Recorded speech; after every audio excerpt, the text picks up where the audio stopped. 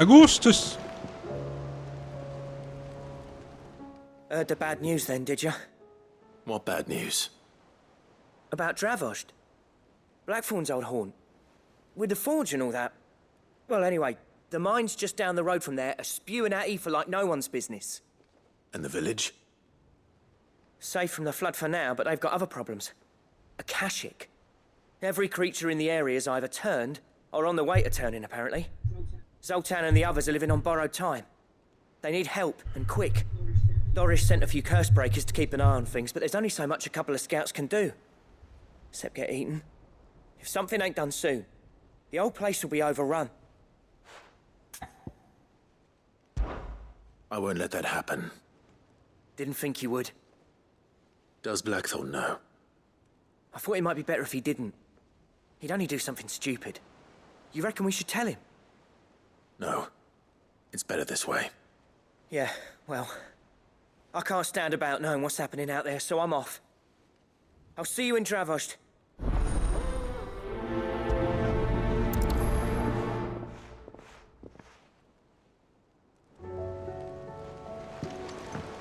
How do you split the sea?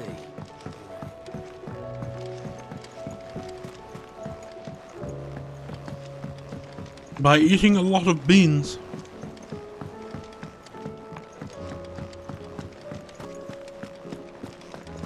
The stew's awfully thin these days.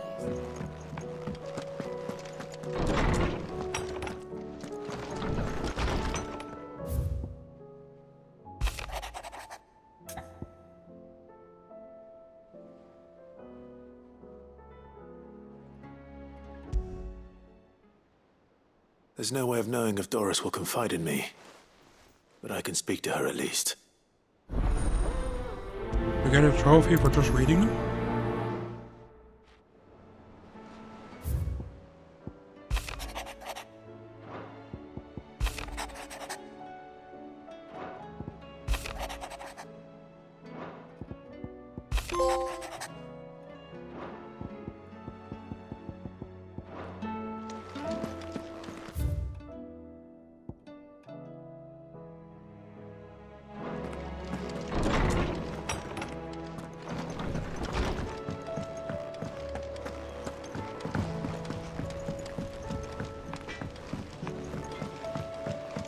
Have you tried Molly's lemon tarts? I've never. Doesn't seem like it. I kinda wish there was transmog on this game. I do like that sword. Canva lost. It can't be true. Miss, can we read Miss Editor's story for a lesson?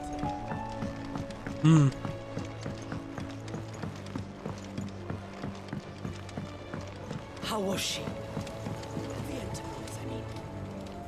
Ah, Sid. Just the man I was hoping to see. Did you have a mo? Don't tell me. You need more bomb ash. Oh no, we still got plenty of that left.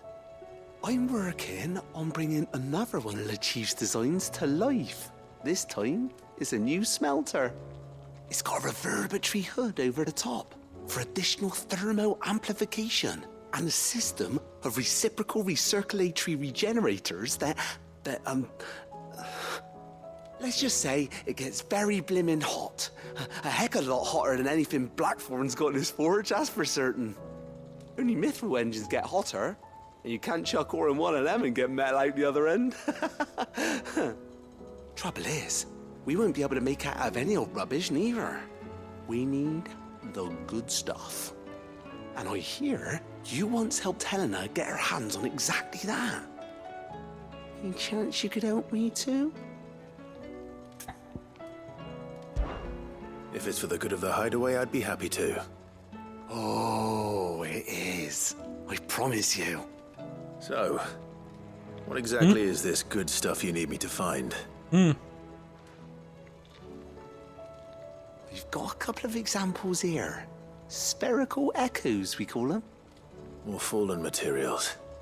So this smelter is similar to the mithril engine in more ways than one. That's right. They're a bit like the thermal helms. Fallen ceramics deal with heat like nothing else, see? And what's more, they're directional, transferring heat from the inside to the outside. But these things, they're all outside. If we line the hub with them, they'll reflect the heat right back into the furnace. We've collected as many as we can, and I know where we can get the rest. Trouble is, they're all watched over by their bigger, uglier cousins. So you want me to visit some ruins, destroy some echoes, and bring back the spheres they're guarding? That's it in a nutshell, yeah. We're only 3 short, mind. And we know exactly where they are.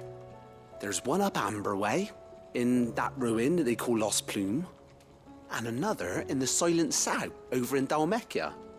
Last one is in the ruins of Advent, which is in the Empire. All right then. Wish me luck. It'll do. I'll be keeping all my fingers and toes crossed.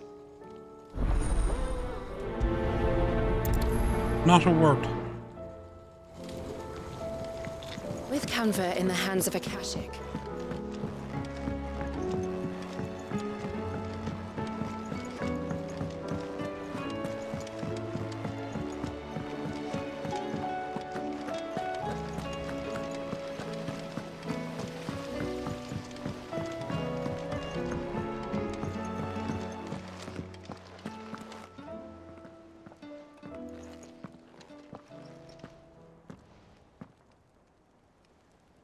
Where are you?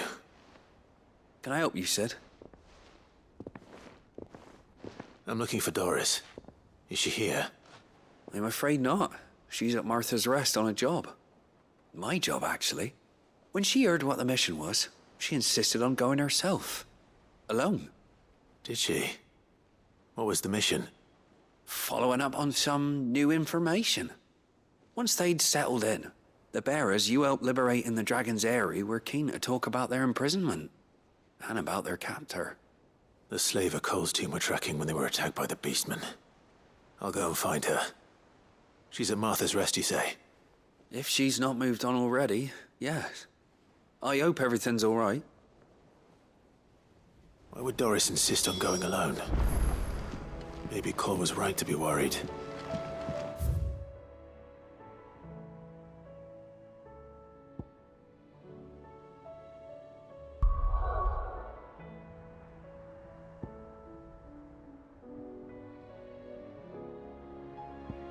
Yeah. Our way down. Of a lot quest.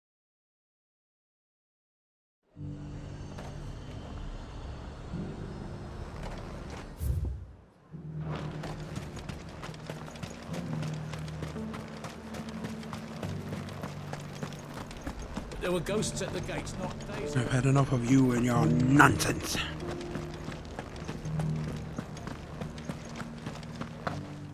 Those things I said before.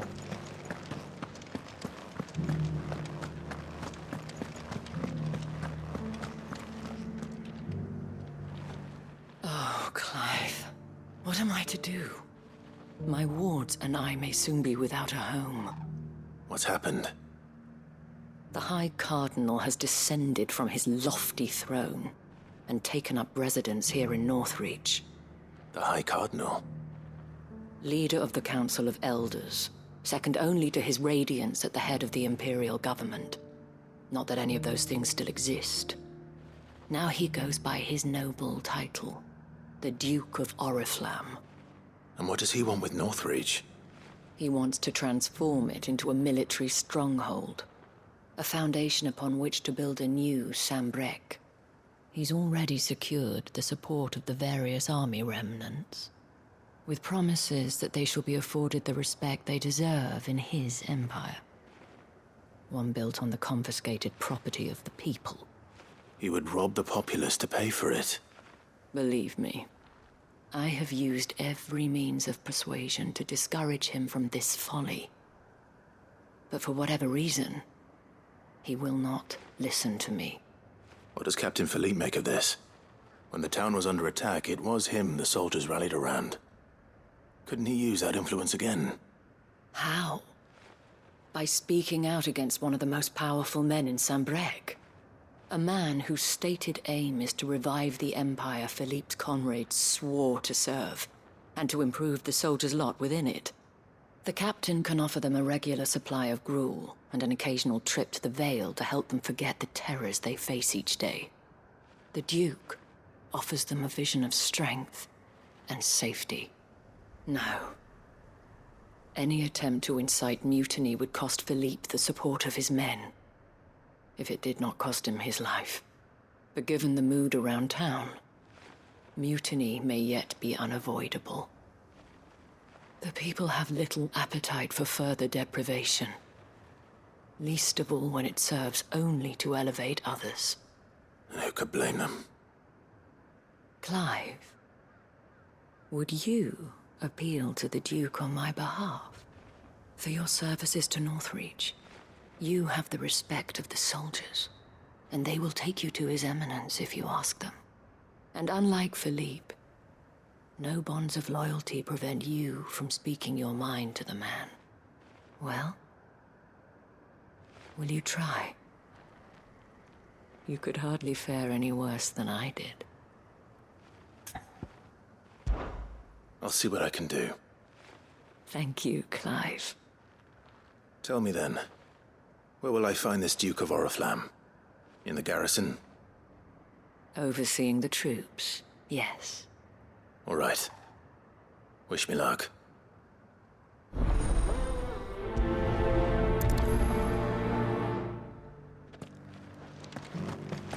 I may have met this Duke before, at the Remembrance Ceremony. Let's hope I didn't make a strong impression.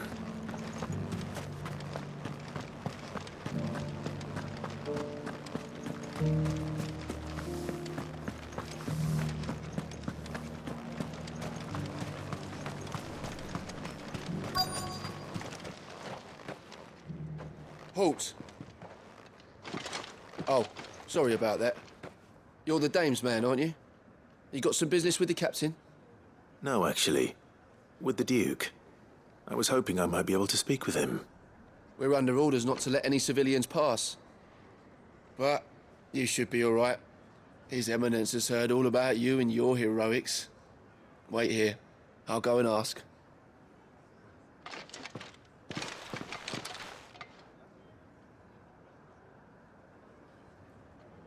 So, you are the sellsword who lent his aid to the garrison. The Empire owes you a debt, and I shall see it repaid. But tell me, is it wealth that you seek, or favor? Neither, Your Eminence. I thought only to inquire about your plan to turn Northreach into a stronghold. Ah, I see. You are worried the expanded garrison will render your services redundant. Yet you needn't be. A proud fighting man like yourself shall always have a place here. Pride of place, in fact. For too long has the contribution of the noble soldier been under-reckoned. But no more. For it is they who shall see the Holy Empire rebuilt, beginning right here in Northreach. Why here, Your Eminence? The town has been fortunate enough to escape largely unscathed from the recent troubles. Her defenses are sound, and her garrison well prepared. Which is more than can be said for Oriflamme or Twinside. The Empire wants for a capital, and I believe Northreach to be the perfect place. With Caer Norvent as her citadel. Once we have seen to the refortification of both the town and the castle, we need only build a wall around both to create a city that would be the envy of the twins. Plans are already underway for the construction. Soon enough, these thralls shall learn that they are no match for the might of Sanbreque. I fear you underestimate how dangerous these creatures are, Your Eminence. Should they return in force, you will need all the people of Northreach to come together in defense of the town. Something they may be loath to do if they've been deprived of their worldly goods. The people will do as their leaders command. If Sandbreck is to be rebuilt, she will require a functioning government.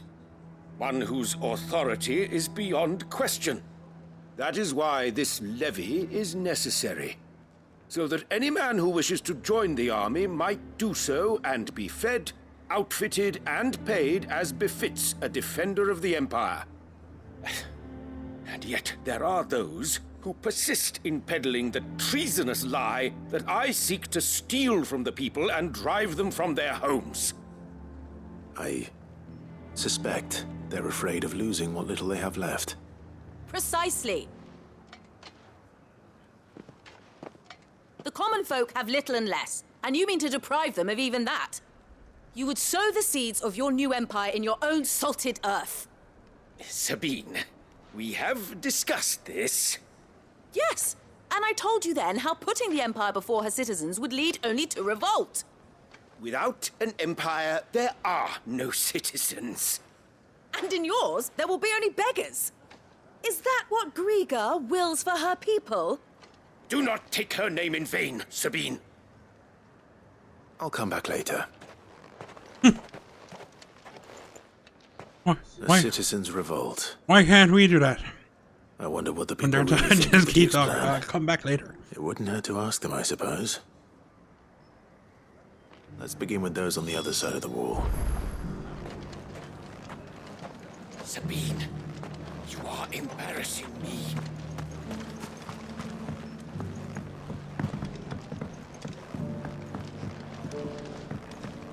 God damn it. You have to go under here and up.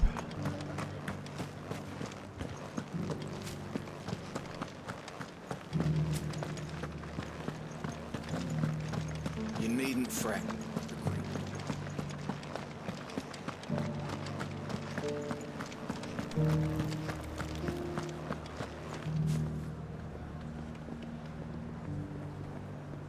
All right there. What is it you're after, sir? Just your opinion, actually. I wondered what you thought of the Duke of Oriflamme. Oh, him. Not much. None of us traders do. It's thanks to nobles like him that we had to set up shop this side of the wall in the first place. Couldn't have the rabble getting any closer to the holy capital, could they? And now he's trying to drive us out completely, threatening to take everything we got from us if we don't clear off.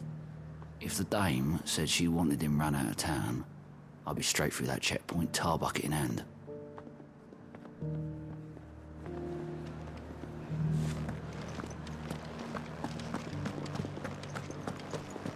Why must everything be a maze? A blockade.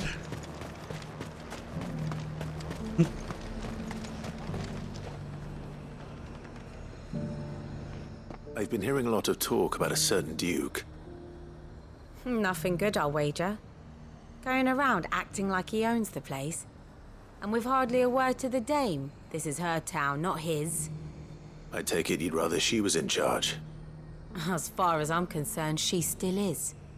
Just need his eminence to sod off back to Oriflamme.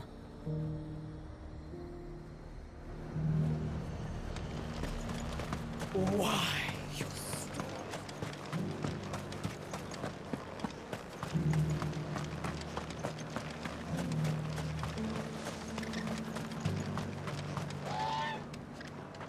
A question, if you don't mind. What do you think of the Duke of Oriflamme? Don't get me started. You build a life for yourself somewhere, earning for some noble to turn up and tell you got to hand it all over to him. If he thinks his name and his chains give him the right to empty our purses, he's in for a rude awakening. We'll do whatever it takes to keep what's ours. Whatever it takes. Well, the people seem united enough. What about the soldiers? I heard the dame got an eye concert with the man.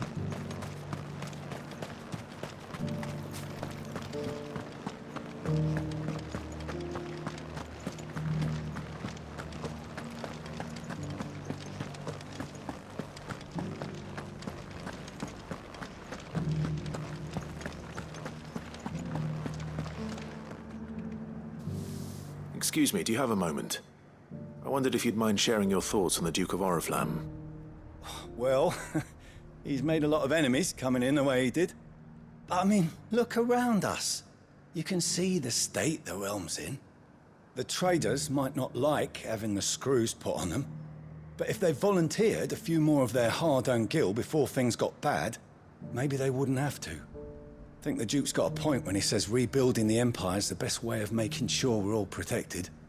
And if that means people who don't know one end of a sword from another have to make way for those who do, well, that's just how it goes.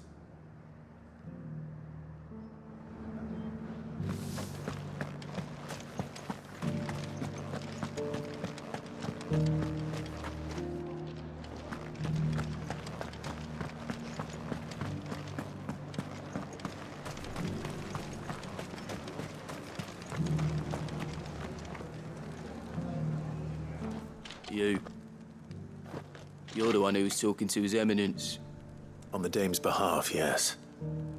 I was trying to persuade him not to take the people's goodwill for granted, but it seems my words fell on deaf ears. What do you think of his plans? I'm a soldier, mate. He tells me what to do, not the other way round. Listen, I've got nothing but respect for the Dame, but I've got a family to look after. That's where my loyalties lie, not with the town or the Empire, but with my wife and children.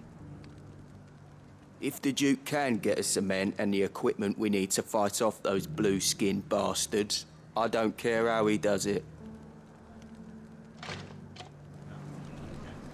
I left everything. Well, the family thing is alright, but just doing anything he's told is just stupid. Yeah. I hear the Duke of Oriflamme plans to turn this town into some sort of fortress. Do you think that's a good idea? It's not for me to say. All I know is that unless the Emperor orders me otherwise, His Eminence's word is law. Look, no one likes all these taxes and tariffs, but empires don't come for free. Once Sanbreque is back on her feet, we'll all reap the benefits. Let's see what Philippe makes of all this. Sabine, you are embarrassing me.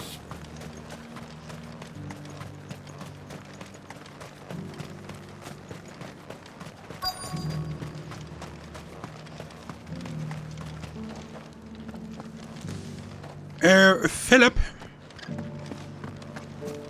Here. Down the road.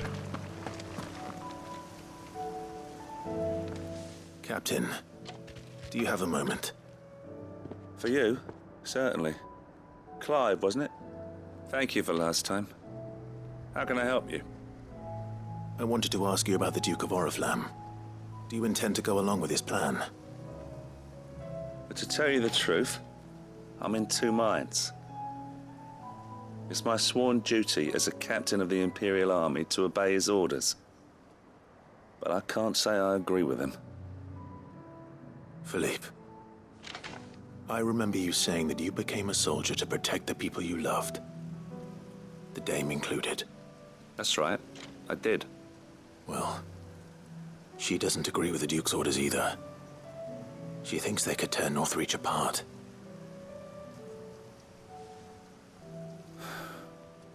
And she's probably right. Thank you, Clive. I know what I need to do now. Protecting the people I love is what matters. Doesn't matter how. Well, duty calls, so I better go. Thanks again. Did we talk to all the chocobos now as well? It seems Philippe wants to do the right thing at least. I expect Isabel will be pleased to hear that, if nothing else. They're way down here. Yeah, there's. Unless they're going to be a big wall here for no reason, you know.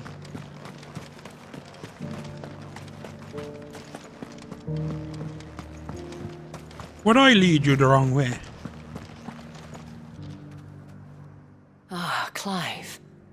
How did you fare? Were you able to speak with the Duke? I was, but... And everyone else in town. So Northreach is to be a fortress after all. Well, it will certainly help to hold back the thralls. There's no denying that. Though I doubt it will come as much consolation to the townspeople whose worldly goods are confiscated to pay for it. They deserve to be heard, Clive. To have a say in this new empire the Duke means to build. Sadly, His Eminence values their obedience more than their opinions, and hopes to reassert the authority of the state. I fear he sees the people as mere pawns on his chessboard to be sacrificed for the greater good. Needless to say, they themselves are of a different opinion, and would rather their destinies were in your hands. The soldiers, meanwhile, are content to follow their orders. And not just because of the Duke's rank, but because of his vision. I thought as much. Had I sworn to protect Sambrek, I dare say I too would want nothing more than to see it rise from the ashes. Thank you for trying. But the battle is lost.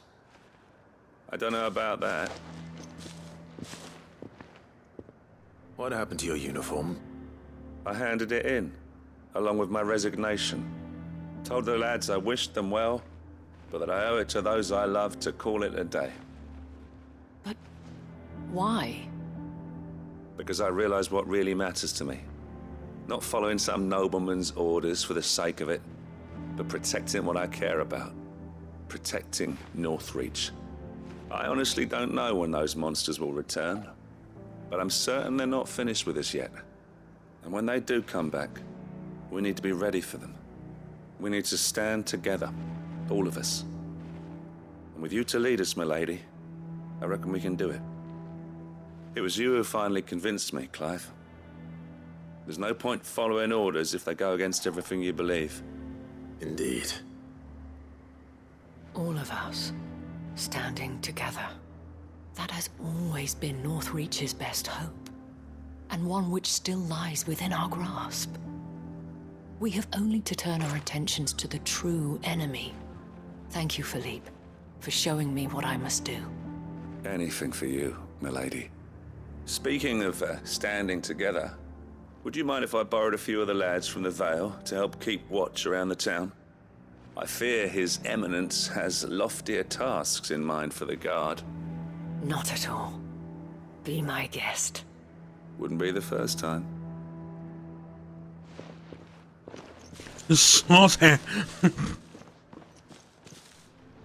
There may be hope for Northreach yet.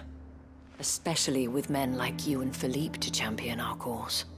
I, for my part, shall continue to work upon the Duke, in the stubborn belief that I might still tempt him into joining hands. But I suspect I shall have to call upon your aid again. Until then, Clive. Until then.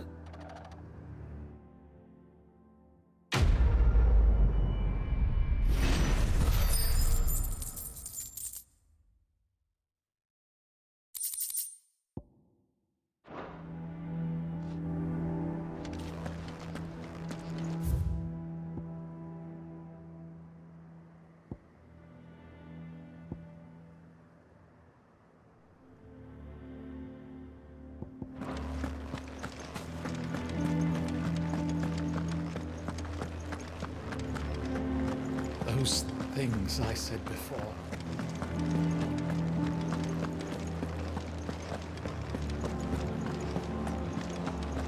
But there were ghosts at the gates not days ago. With hearts in hearts.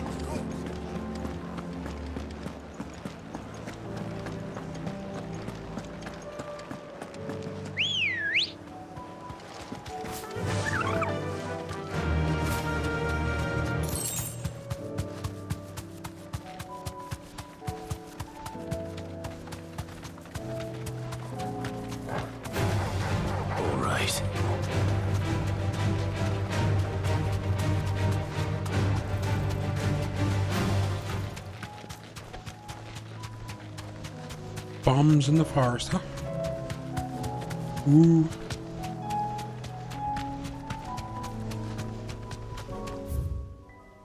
Oh shit! Reverse! You brought us the wrong way.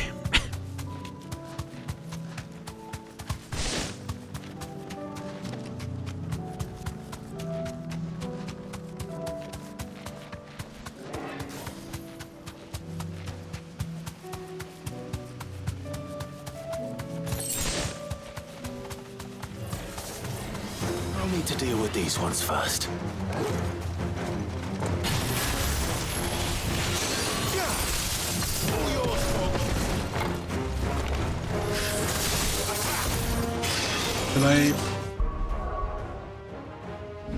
Did I equip the special one? Ah, I didn't. Ah, I can't change them while in combat. Yeet.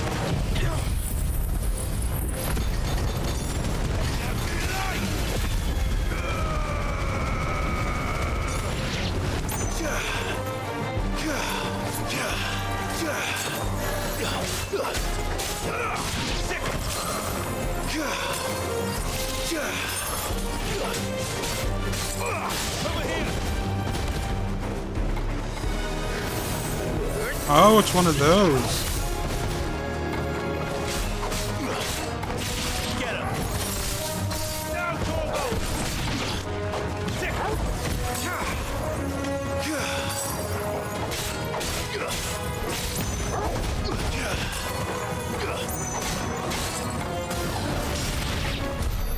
Where to find this spherical echo?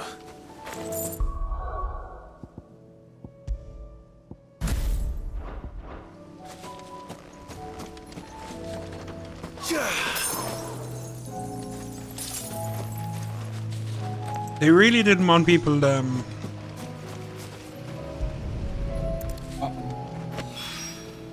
This is it. Right then. Just two more to find. just charge it up, isn't it? It does that circle thing, huh? You like go at the right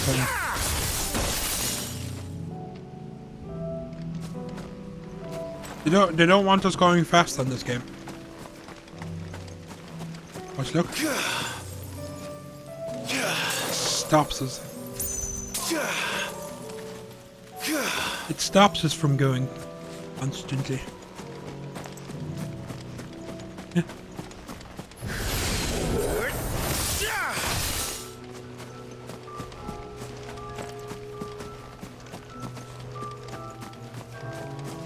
Yeah, how come I did it there and it worked out there?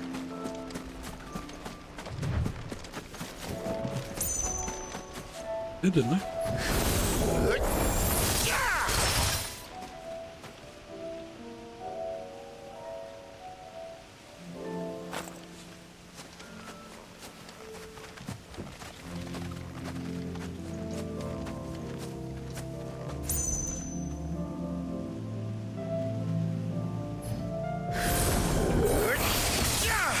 It's the red, not the yellow.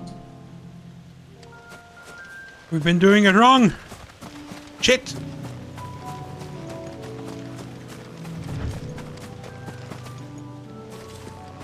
How could we be so stupid? Fuck's sake. Been doing it wrong this whole time with Ifrit's explosion. Right, we're done here, yes?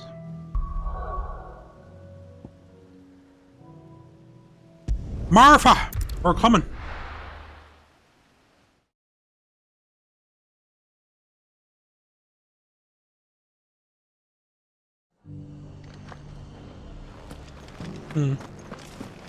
Doris should be somewhere nearby. Assuming she's still here.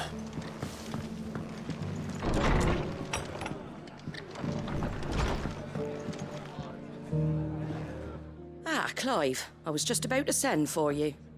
I'd like you to take something to Sir Wade up in Eastpool. Seeds for planting. Thought it was about time they started growing their own food.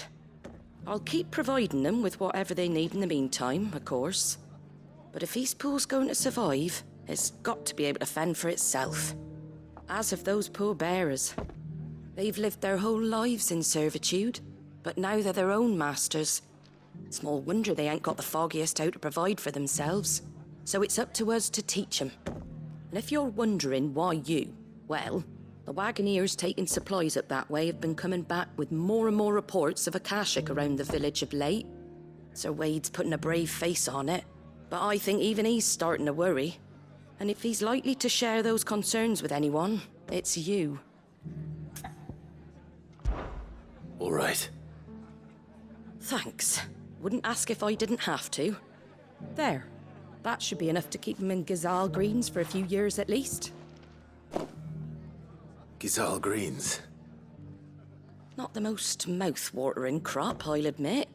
But they're hardy, they grow fast, and they fill a hole. Better that than something that'll wither away at first frost. And chocobos love 'em too, which is no small thing. When I say all of us need to pull together to get Eastpool back on its feet, I mean all of us. They ain't exactly succulent, but cook 'em right and they're just about bearable. I'll take your word for it. Anyway, Sir Wade'll know what to do with them. And if he don't, well, I'll go up there and show him myself. I'm sure you will.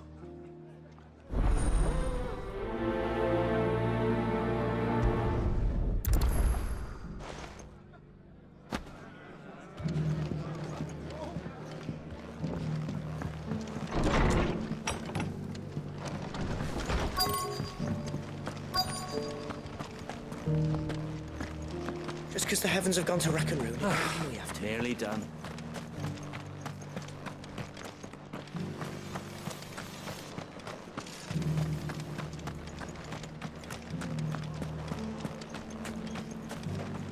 What are you after?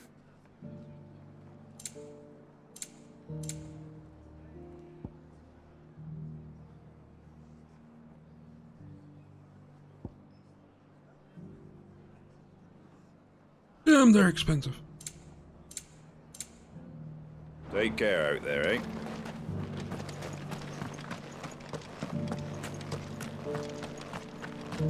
It doesn't still hurt, does it? Oh,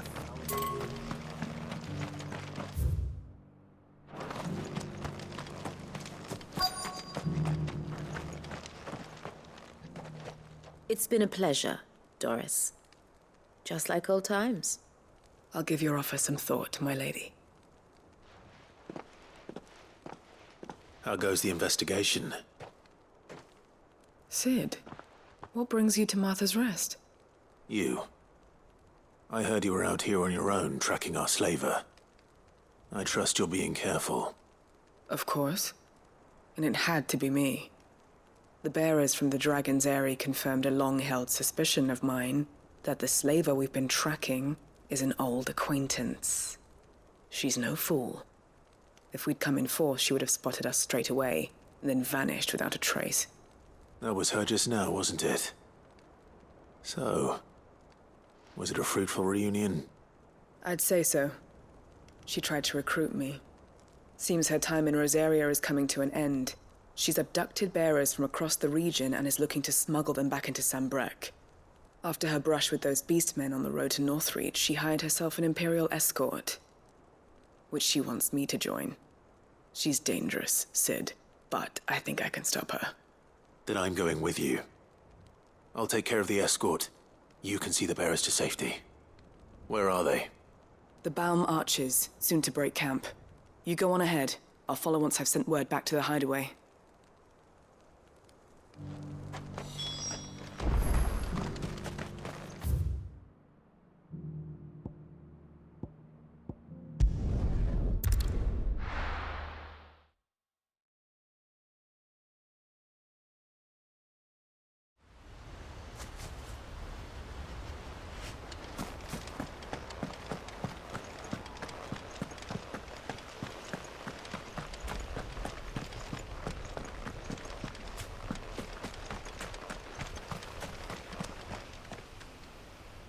Ah, Lord Rossfield.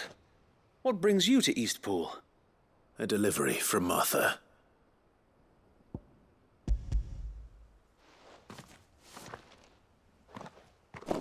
These are Gazal green seeds. Martha's keen to cut the apron strings, then, is she? I jest, of course. You see, I had thought we might be able to revive the old wheat fields, but they'd long since gone to seed, only without the seeds. Martha was hoping he might be able to show the bearers how to plant and tend these, so that they'll be able to fend for themselves. That's not a bad idea. These bearers had only recently escaped their bonds before we brought them here. They know little of freedom, of providing for themselves and their loved ones. Unless we teach them how to live like free men, I fear that all we have achieved in bringing them here is to exchange one master for another. Not that myself and the Guardians have been the best example to them so far, subsisting almost entirely on Martha's charity as we do. It's about time we all started to provide for ourselves, bearers and Guardians alike. Unfortunately, we've been a little too busy of late to focus on much besides bolstering our defenses. There have been alarming reports of... The Horde is closing in. They're coming, so wait, all of them. Damn it all, I thought we'd have more time. Gather the men in the square. Send to the rest for reinforcements. Yes, Sir Wade. The Horde. A Kashek, a veritable legion of them. They've been seen prowling around the northern reaches for a while now. We don't have the numbers to hold back a swarm that size. I had hoped to build a perimeter wall so that myself and the Guardians might be able to defend the village, but... Now you're out of time. Precisely. If reinforcements from the rest arrive before they do, we may just scrape through, but I fear that's rather an enormous if. What if you could call on reinforcements from Eastpool? You mean the bearers? We brought them here so they might live, not die, fighting for their lives. So wait. You said you lack men to defend the village. Are the bearers not men? Do they not wish to see Eastpool saved? Though they may not be trained soldiers like your Guardians. What help they are able to offer could still prove the difference between victory and defeat. You're right, my lord. I will appeal to them.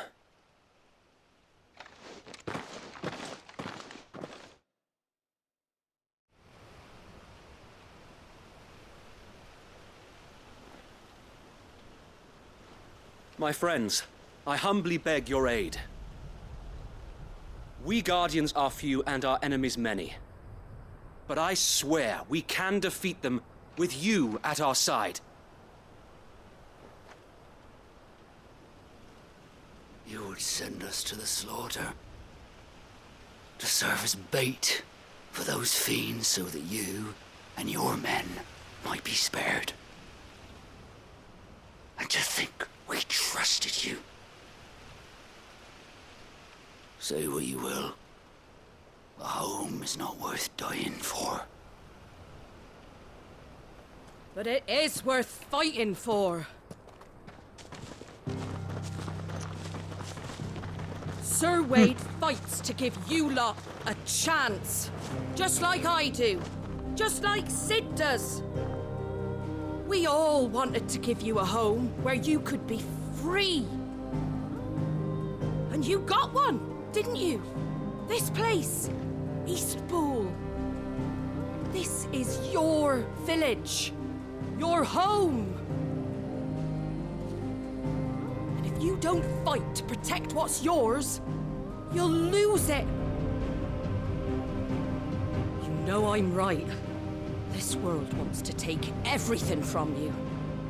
Everything. Your homes, your freedom, your very lives. So then, are you going to stand by and let that happen to you? Are you going to accept fate like good little Bran did and die, having never stood up for yourselves?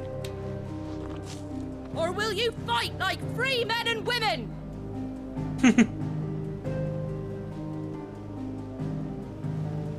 A band of justice.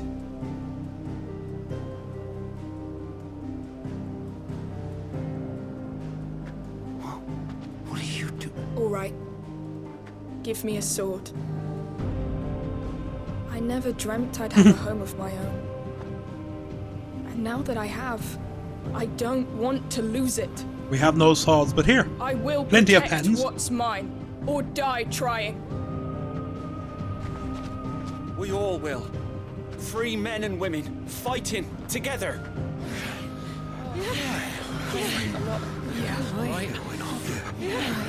For Eastpool! For Eastpool!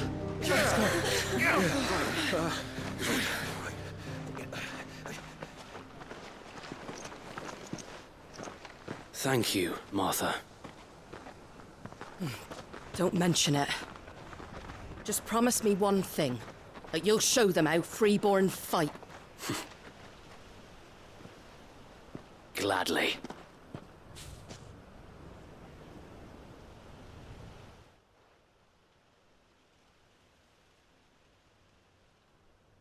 Well, if it was numbers you were lacking, you certainly won't be now. Just send us. Thanks to you. We'll sort them.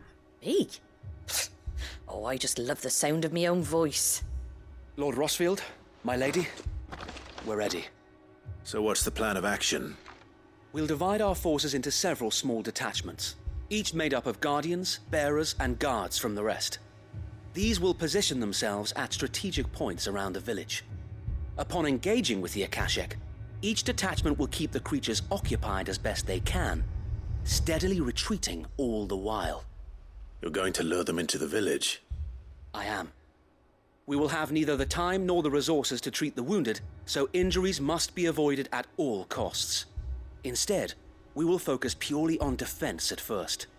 By coordinating our withdrawal through the use of messengers drawn from among the bearers, we will aim to have the swarm converge at a point of our choosing. With luck, that point will be the village square, the perfect place for our most able warriors to surround them and fall upon them, and for you and I to finish them off. A sound plan, but one that'll require a leader with a cool head and strong nerves to coordinate the retreat. I'd say you have both in abundance, Sir Wade, but you'll be needed. Please, leave the last of the fighting to me. Ha! And let you have all the glory. Sir Wade! They're here! Then you know what you must do. We work together, everyone playing their part, each shielding the other that no man might fall, that Eastpool might live on. For Rosaria! For Rosaria! We've no time to argue, my lord. I'll do as you ask. And I will do as you ask. Suppose we'd better do our bit too then, eh? Right you are, Martha.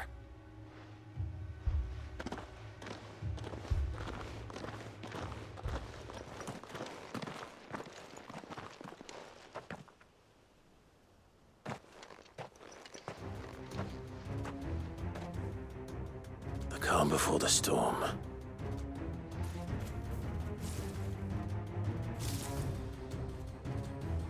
And here it comes. I will not let this village fall.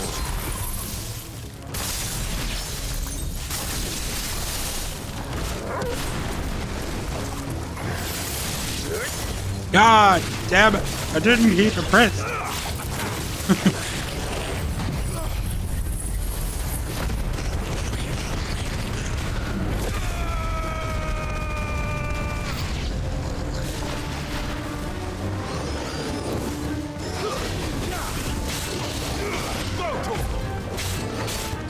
Over here!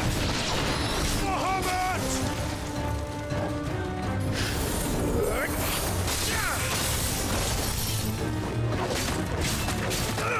This one. I think he works nice on it. Just pressing the R1 button when you're in Phoenix form. Getting up nice and close. For some reason they're weak to the spar.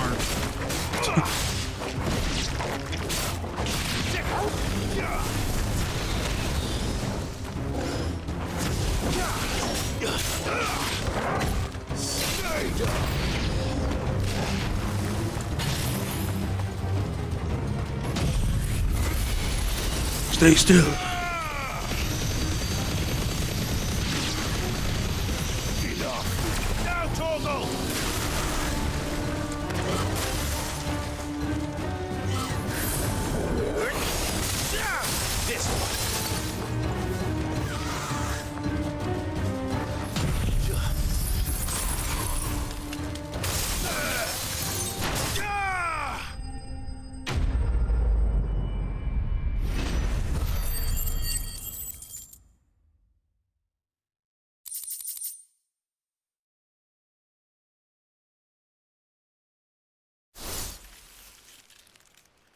Looks like that's the last of them. Lord Rossfield! Change of plan! What is it? Owl from the rest. An Akashic curl's been sighted on Rhiannon's ride and is headed in their direction. Well, the better half of her guard is here. So wait, how many Akashic remain in East Pool? Hard to say. My men are still facing some resistance, but I think the worst is behind us.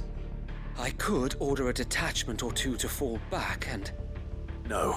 Let them finish the job. You stay here too, Sir Wade. Your men need you. I'll go after the curl. Join me only when East Pool is won. If you're sure, my lord. May the Founder protect you.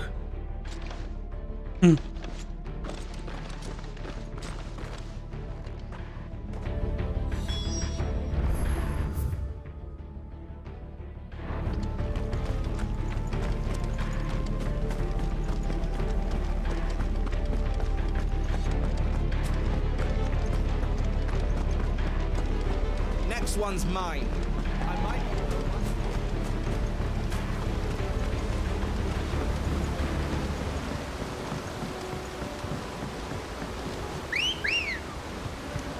Let's go.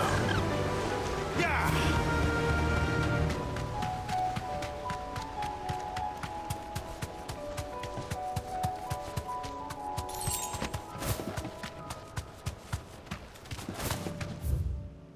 Yeah.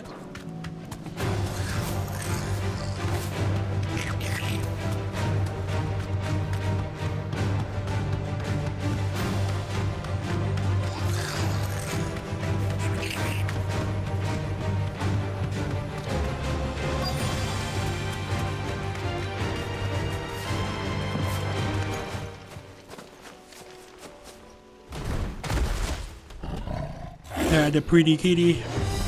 There it is. With me, Torval.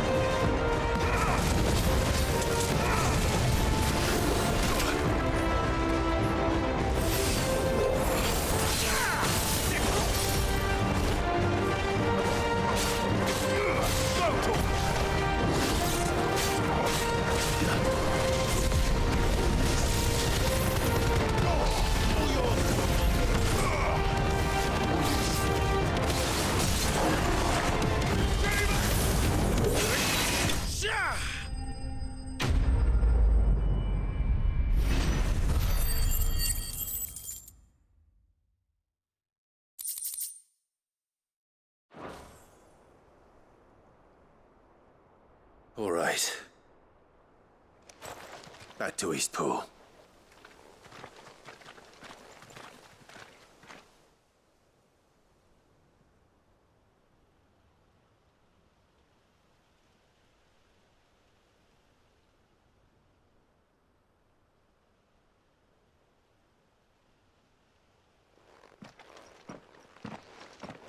Lord Rossfield, the curl, is it? It's dead. Thank the Founder for that. And for you, my lord. We were able to eradicate the rest of the Horde. I have guardians posted around the village to keep watch for further attacks, but all seems quiet for now. I hesitate to say it, but I think it might be over. I think it might.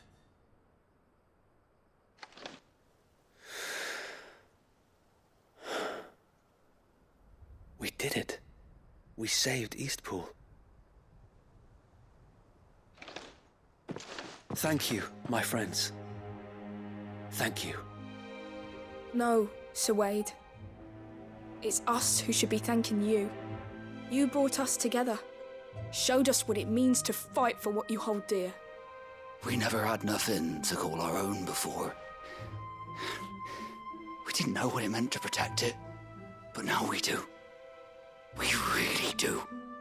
Forgive us, Sir Wade. You and your people saved us, and still we doubted you. But there's no doubt in my mind anymore. We're free men now, so we have to start acting like it. We have to fight to protect what's ours, to protect Eastpool. And we shall. We all shall. Together. This is our home. And if anyone or anything tries to take it away, they'll have us to answer to. Come on then. Let's get to work. This village isn't gonna rebuild itself.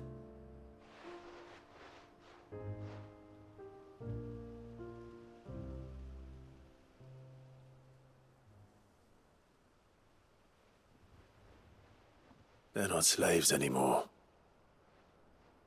No. They're Rosarians. Your father took pity on the bearer's plight, and I believe if he was still with us today, this is what he would have wanted. I believe you might be right. I shall remain here, my lord, and do what I can to help rebuild the village. After all, this is my home now too. And I could hardly call myself an Eastpoolian if I didn't pull my weight. I think you'll find it's East Pudlian, Sir Wade. But you should be proud all the same. I'll have to pull my weight too. Can't have the rest getting outclassed. Speaking of which, I ought to be getting back. Can we continue to count on your support, Martha? Of course, and I'd be counting on yours too. Us Rosarians have got to stick together, haven't we? Indeed we have. And Clive, come by the Golden Stables when you get the chance. I ain't paid you for delivering them seeds yet. All right. I will.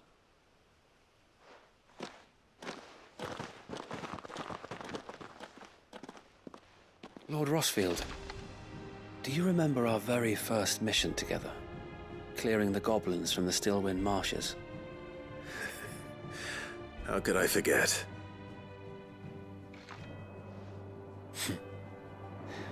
There's one sight that I shall never forget. You, facing off against that giant Morble. Not a trace of fear on your face. Since I that can't day, remember there have losing been it. more than a few times when I felt like giving up.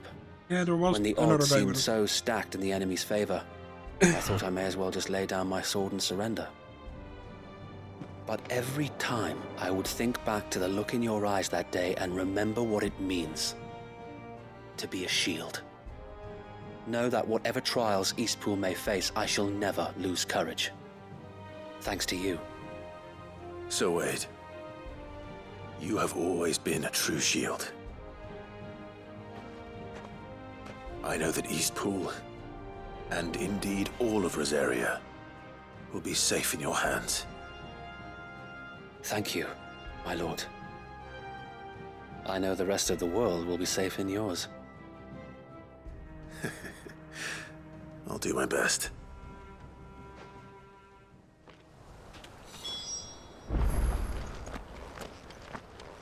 Oh, I think he died in the battle afterwards, wasn't it?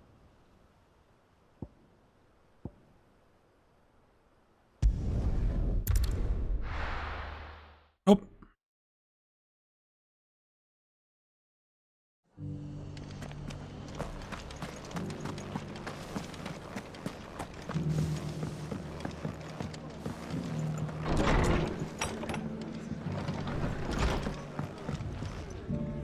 The hero returns. It's lucky you came by when you did, eh? Not only did my seeds get delivered, but you went and saved Eastpool and all. I just did what I could. And it's only right that you get rewarded for it. Take it before I change my mind. Thank you, Martha. So, Eastpool's finally back on its feet again. And a home to free bearers. Who'd have thought we'd see the day, eh? Well, it was your idea. I know that, but I never stopped to think what it would mean. Bearers in charge of themselves, thinking for themselves, working for themselves. Like your hideaway, but not even hidden away. though I suppose the rest ain't much different nowadays. You know, bearers living free like that reminds me of when I first met Sid. Loath as I am to recall that particular day. I take it you didn't always see eye to eye. What happened? Well, if you really want to know, I started doing what I do long before I met Sid. In fact, that's how I met him. Or at least how he came to meet me. He showed up at the stables one day, asking questions about who'd been buying up bearers. Founder knows what he thought I was doing with them. Running a hunt, poking around in their innards. Something awful, anyway. Me, I thought he was a new constable. Thought the game was up. But somehow we both managed to work out what each other was about. And before I knew it, the cheeky arse was rattling on at me about how I was doing it all wrong. After all my hard work. Told me I was giving them relief, but not freedom. That my bearers were still dying as slaves. Got right under my skin, it did. Told him if he didn't like it, he could bugger off and report me to the garrison. And do you know what he did? He smiled. And then he laughed. And then I did the same. We made a pact that day, that whenever one of us was in need, the other would always be there for him. And you were? Well, we both wanted the same thing. To make life better for bearers. Just like your dad. Do you know I was born right around the time Elwyn became Archduke? Growing up, I saw how he tried to change things. He certainly didn't lack for ambition, that one. Indeed. But the loftier one's ambitions, the harder they are to achieve. Which is why those of us who follow in their footsteps need to finish what people like Sid and my father started. Suppose you're right, aye. And if we don't manage it, there's always them who come after us. Good thing we've got a few half-decent sorts waiting in the wings, eh? It's almost enough to give you a little bit of hope. Just a little. Anyway, enough nattering. Better get back to work. Let's see about making everyone some dinner, shall we? The least the folks who saved Eastpool deserve is a hot meal. And you and me ain't gonna save the world on an empty stomach neither. That sounds like a wonderful idea.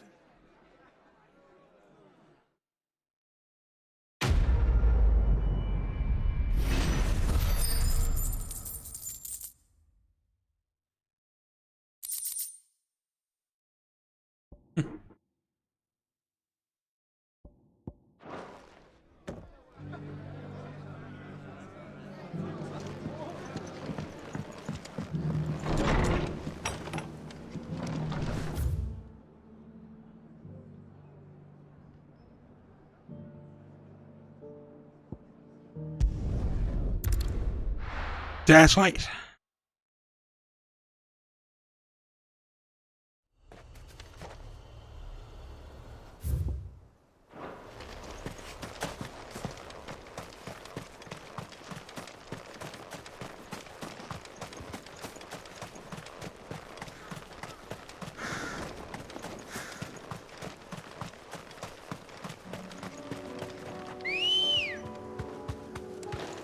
Ready, go?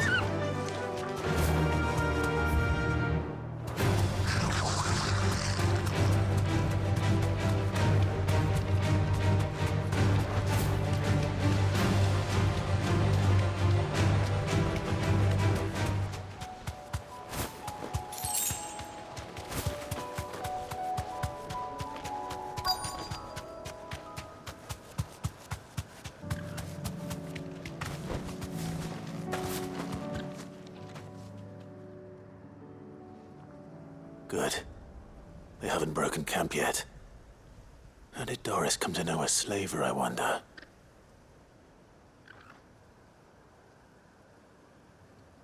We've waited long enough. She's not coming. Ready the bearers. We're leaving.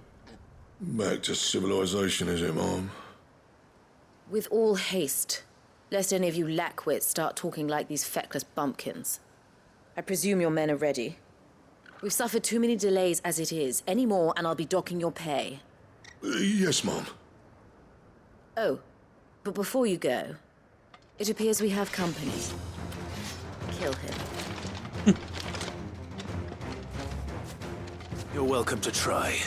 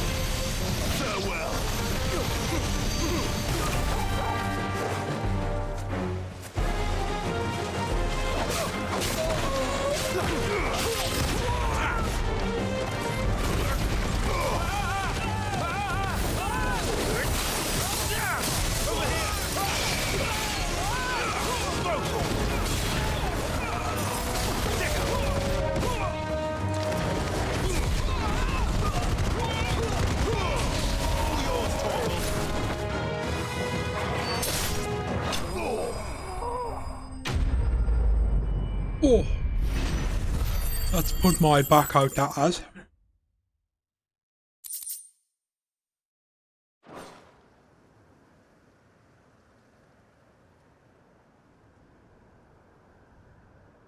So much for your escort. You'll forgive me for not avenging my men. I'm not the swordswoman I used to be. I surrender. Do with me as you wish, Sid the Outlaw. Sid! Ah, Doris. I take it you're not here to rescue me from our brooding renegade? You know, I always wondered where you'd vanished to. But casting your lot with this criminal of all people... Better fighting for a cause than killing for coin. I'm sorry, Sid. I should have told you sooner. This woman, my former master, once trained bearer children to be weapons in service of the highest bidder. She raised me like a daughter, and I did terrible things to earn her favor. It wasn't all terrible, surely. We had our fun, too. You were always so eager to learn, and had such clever hands. All my other children took either to the blade or to the books. Always either or. But you proved yourself a master of both. That's why I kept you for my own. How about it, my little dagger? Care to swear that blade to me again? I never swore my blade to you, nor will I ever. I fight for a higher cause, to liberate the bearers of this world. Farewell, Master. Thank you for making me the weapon I am. You always were a righteous child. Perhaps that's the reason I loved you so.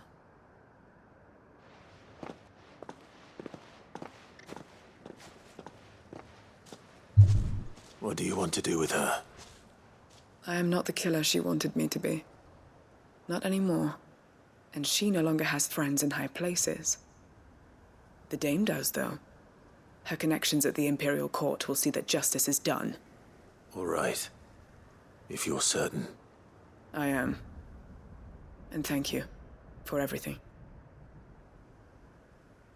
Now, I better let these bearers know that they're safe.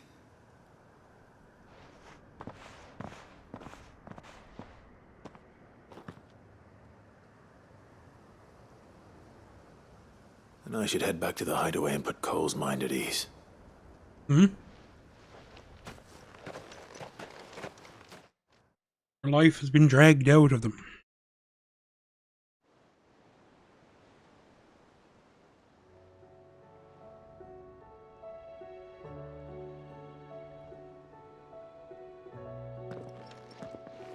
Welcome back, Sid.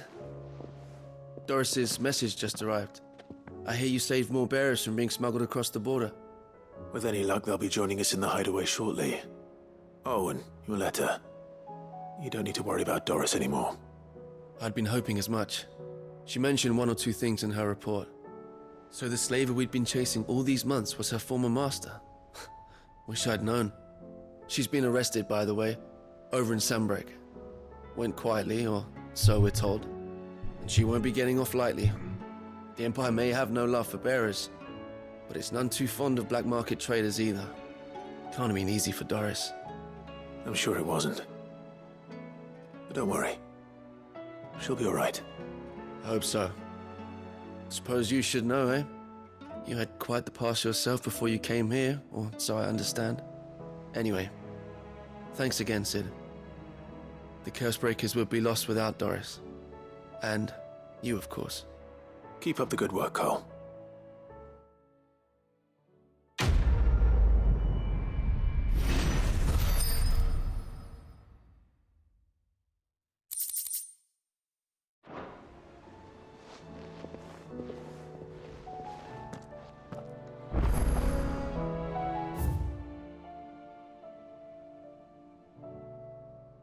Apparently there's something new at the blacksmith. Come back. Was there? Oh, don't tell me we've run out of peppy and nuts and all. Yeah. Trouble with your gear? Or... Oh. Well, something for you, dear.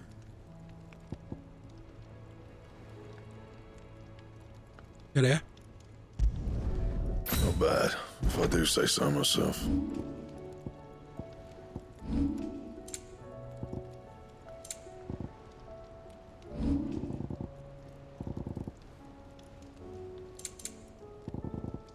Anything else?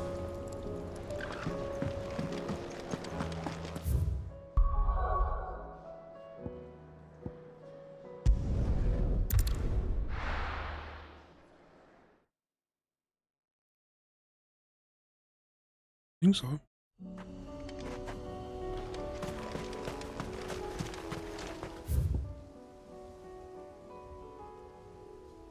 Pretty much, I guess.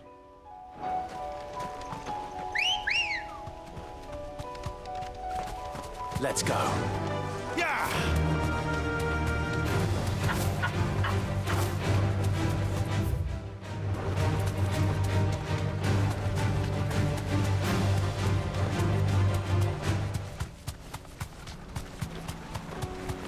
Damn it. The whole village is turned. No need to ride from here.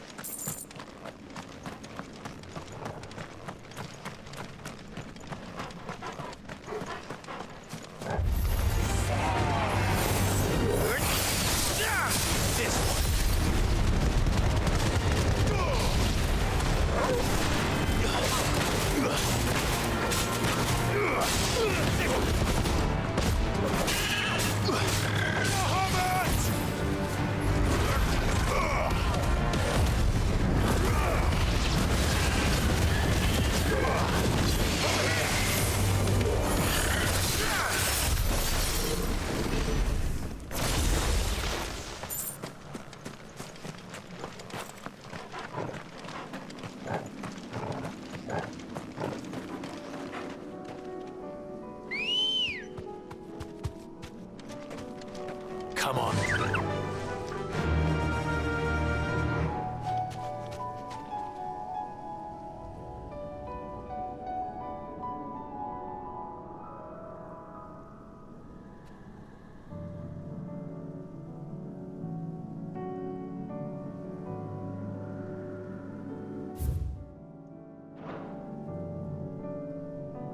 Yeah. Fly, Ambrosio.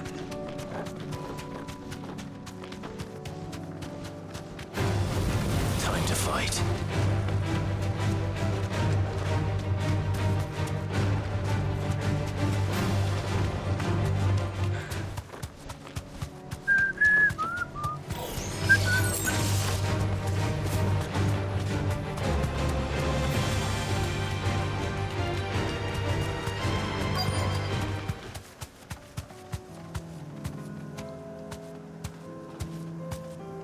Be safe.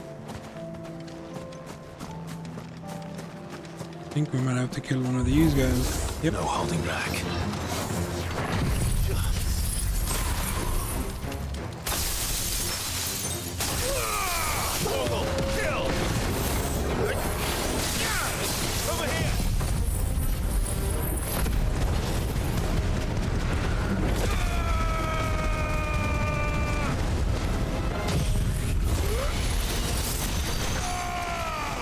Ah.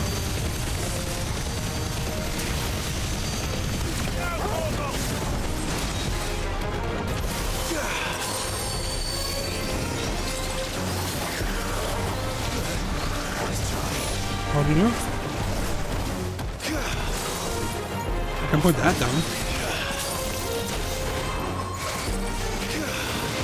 Oh.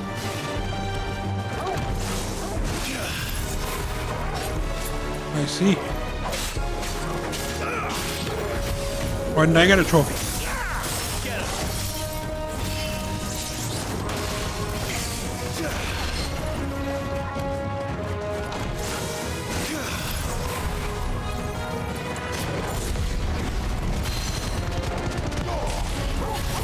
That's extremely handy.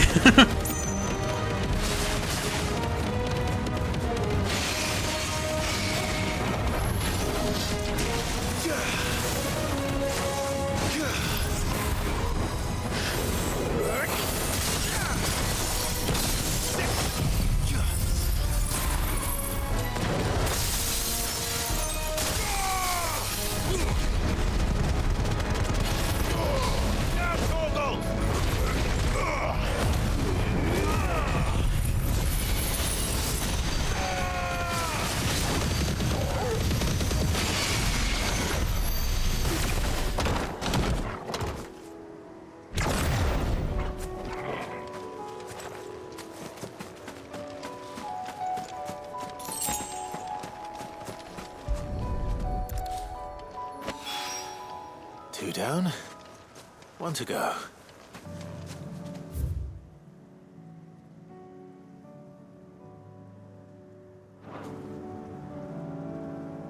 Usually that's right there now is one of the shames. Because if we had like Shiver from the start, we wouldn't have needed to switch circle with R1.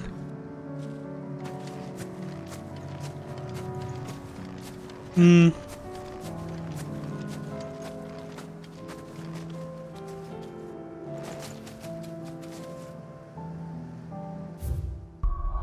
A shame is what it is. Down here. Yep. Miller in. Now we'll go across now.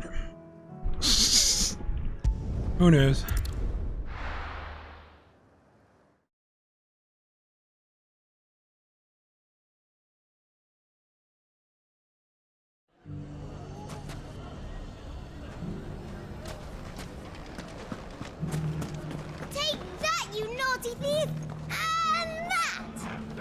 Stop it, Renz! It's dangerous! He's got a stick. Clive! To what do I owe the pleasure? I just wanted to see how the town's been faring since you brought Oh, it's fine. together. Nothing to do. Good. Since we brought everyone together, all is absolutely wonderful. Conrad and Natalie's hands remain safely away from each other's throats and firmly at the helm. Our stores are full, and the bandits still too disorganized to raid them. Just as the good Lady Jane and Lord Underhill intended. Are you a lord? Lubor's going to be one too.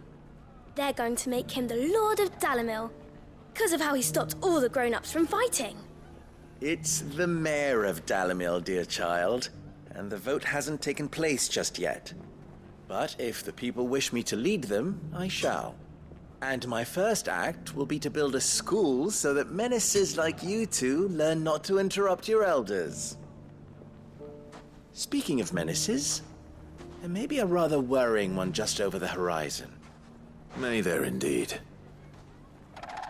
I'm afraid the example Conrad and Natalie set in putting aside their differences and presenting a united front might have caught the bandits' attention.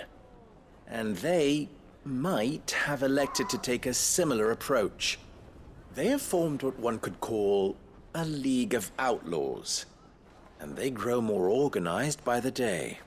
The League of Villains? Off just like last time, no matter how many of them there are. Won't we, Lubor? Of course we will. If we continue to work together, we can overcome any challenge we choose to face. The longer we avoid facing this one, the more difficult it will be, until the only way to overcome it might be to run for the hills. Our best hope is to nip these efforts at organization in the bud, by finding those ne'er-do-wells who have yet to join the cause, and ensuring that they never do. Perhaps a certain Lord Underhill might be willing to lend us his aid once more? How could I refuse? By saying no. Thank you, my lord. Victor will fill you in on the particulars.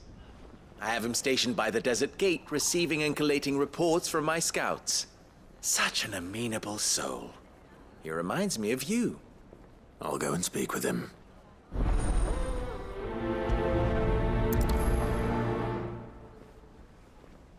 What's the difference between a lord and a mayor?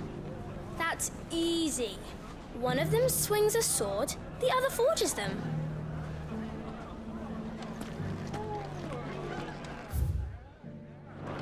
A League of Outlaws. Sounds like we have some competition.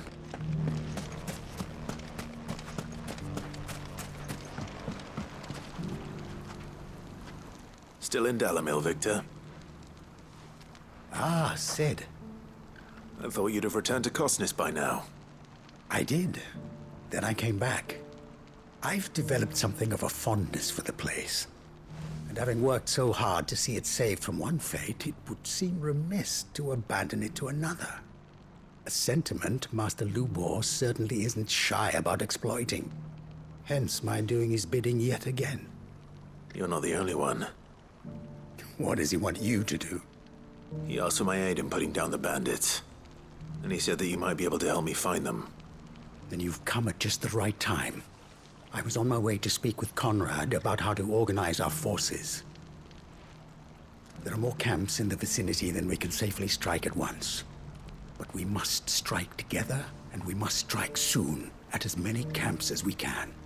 We can't give this league of theirs time to rally its forces. All right. Which camp shall I take? There's one upriver. Just out there, across the dunes. Leave it with me.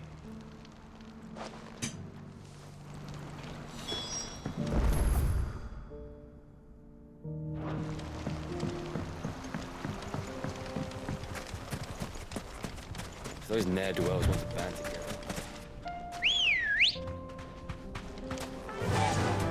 Fly, Ambrosia. All right.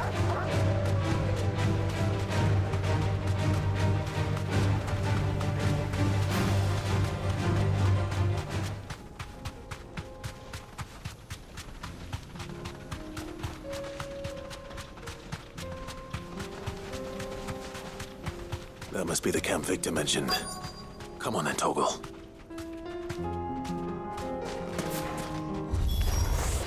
That's him! The one who killed Locke and Fingers! Take his head off!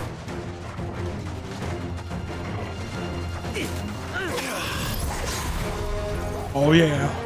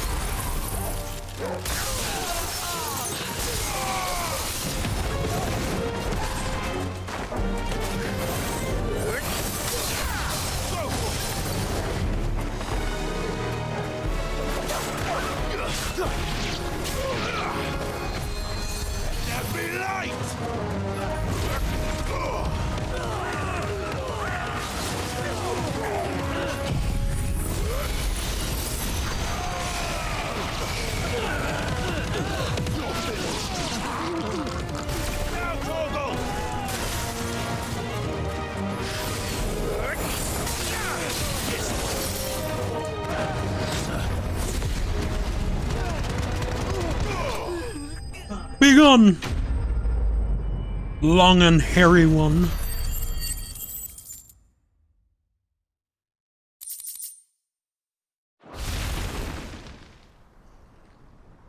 I'd better let Victor know. Sid, where are you? Ah, I see the bandits didn't pose you any trouble. No, but that's not why you're here, is it? No. Something's happened. We need you back in Dalimil. What is it? The whole town's in uproar. They're saying that Lubor is a bearer. What? What? Seems that one of our parties wasn't as thorough as they should have been. They let one of the bandits escape, and his escape route took him right through Dalimil. Some of the children spotted him, and he was about to silence them. And when Lubor felled him with a bolt of magic, and without a crystal. But that's not possible. It is, if he's a bearer and has been hiding it all these years, which is what people are saying. If he has, well, I wouldn't blame him. No man is branded by choice. Still, all those people see is a man who's lied to them all his life. One who was made a leader of himself when the world believed he should have been a slave. Fuck. I don't know where we go from here, but I know one thing. Lubor needs all the friends he can get right now. You're right.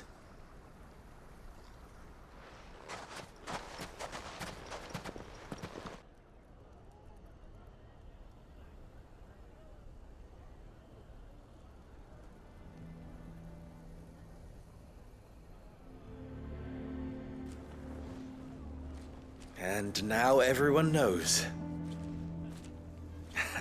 I made it a habit to keep a crystal close at hand for just such an occasion. And when that occasion arose, I forgot to reach for it. Well, it was bound to come out sooner or later. We're sorry, Lubor. We tried to keep running. But we just couldn't anymore. There's nothing to be sorry for. I rather enjoyed playing the hero for once. All that matters to me is that you two are safe. Look at him talking to his betters like it's nothing. All lies, I'll wager. Just like the ones he fed us all these years. Oh, fuck off. Once people make up their minds, it's hard to change them.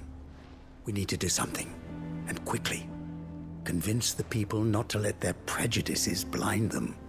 Convince them that nothing has changed. That their enemy lies outside these walls, not within them. You're right.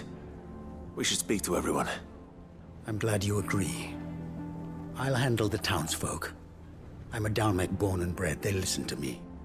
You head to the tavern. Make Conrad and Natalie remember who Lubor really is. They know that Lubor and I are friends. I might not make for the most impartial of interlocutors. Lord Underhill of Randalar's League of Merchants, however, is a trusted and impartial mediator of note.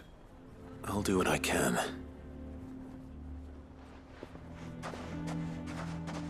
Lubor, stay here with the children. I can't promise anything, but we'll try. And that is all I can ask of you.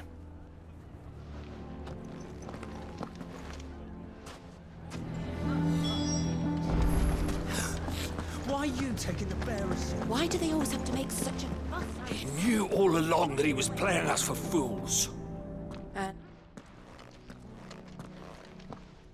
Forgive me for disturbing you, but could I have a moment of your time?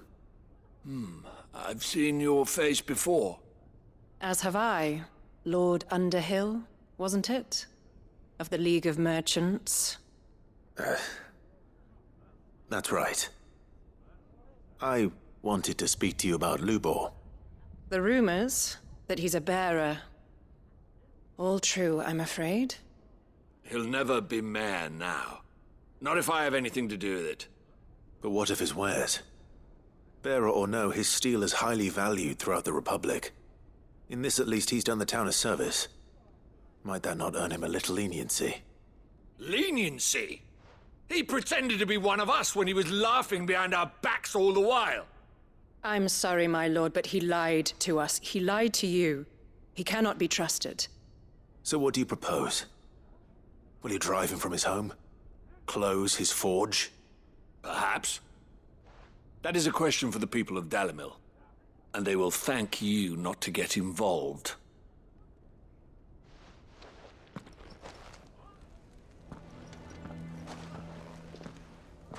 We're not very good at talking to people, are we? The townsfolk have made their minds up. There was nothing I could do. Nor I. Conrad and Natalie refused to consider anything but their own wounded pride. You never know. Once their anger is cooled, they might see things differently. For now, we should report back to Lubor. All right.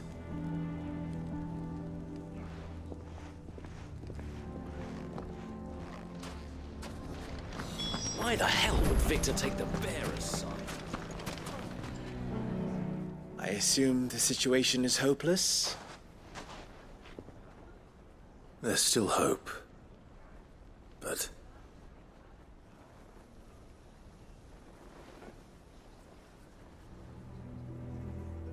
But perhaps not in this lifetime, I think it's fair to say. You mustn't think like that, Lubor. Give them time. They'll come around. We'll talk some sense into them in the end, you'll see. No, you won't. And your efforts would be better spent elsewhere. But Lubor... Rosina would often tell me that steel does not lie, that a blade is a reflection of the smith who forged it. To yourself be true, that was her point. Rather an ironic one when you consider that her life was taken with a blade of her own making. But I do not doubt that she was always true to herself and what she believed in, right to the end. And so must I be. I must do what I know to be right, no matter what others might think of me. And now, I know what that is. I must embrace my new role of villain so that the people of Dalimil have something to unite against. For only united can they hope to stand against the threat that awaits them. I'll need to make a suitably dramatic exit, of course. Don't go, Lubor. You're the only one who was ever kind to us. We'll be all alone. Again. Trust me, little ones. It is for the best that I go. Not only for the town, but for you, too. How could it possibly be for the best? These children need you. The least you can do is give the townspeople a chance to change their minds. They would not take it, Victor. It's over. Over, you say? And so just like that, you're going to throw this town and these children to the wolves? I thought you were better than this. But it seems you had me fooled as well. Victor. Forget it. Do what you will. You sure you're making the right choice, Lubor? Of those available to me, I believe it's the best one. Yes. Ah, but where are my manners? Here. A reward for clearing out that bandit camp. Right then. I have packing to do. If there's anything I can do. Anything. I'll bear it in mind. Thank you.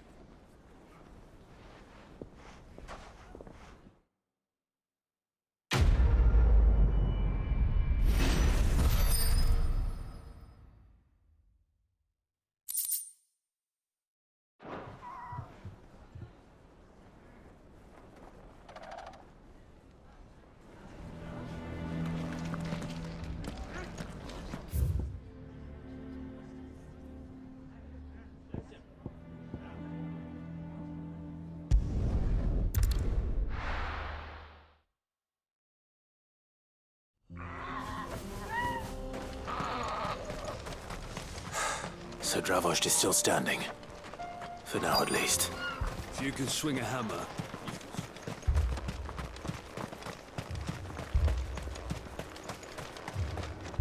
Augustus.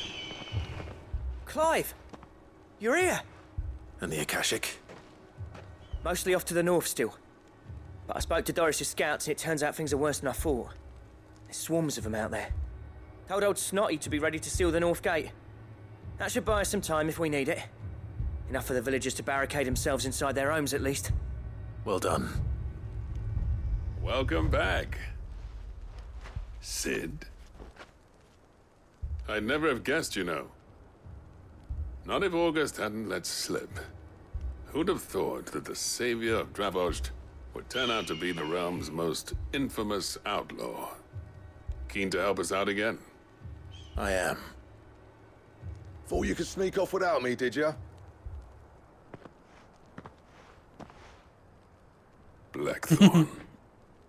Oh, what are you doing here? One of the scouts couldn't keep his voice down. Unlike my best mate who didn't think I deserved to know. Zoltan, how long's it been? Long enough for us two to turn into a pair of old codgers, I see. That your idea of an apology? Prick. Don't listen to him.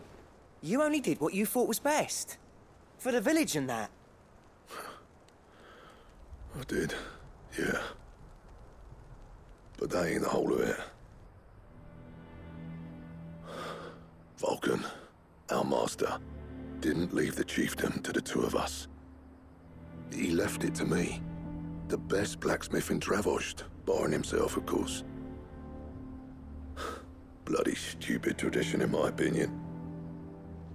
If someone's got talent, you should let them practice their craft, not ask them to settle petty feuds and barter for grain. Our master wasted half his life that way. I wasn't about to let that happen to me. So you wasted half of mine instead? You're what Dravost needed. Under me and my precious ideals, this place wouldn't have lasted a year. So I left to devote myself to the work and spare you lot the consequences. I may be a selfish prick, but I only did what I felt I had to. What you had to do was your duty! Even if it meant we all starved? Enough. This is no time for bickering. You can finish beating each other up once Dravost is safe. Fine. I've said my piece anyway. Yeah, so have I. Sorry, Clive. I shouldn't have stuck my nose in. We're short enough on time as it is. Still, give us a mo, would you? I need to get my head straight before any of them Akashic try to bite it off.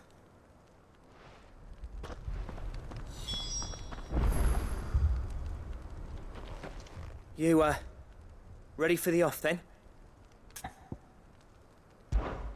We can't afford to waste any more time. Right you are. Might be worth having one last word with the scouts, though. Don't want any nasty surprises, do we?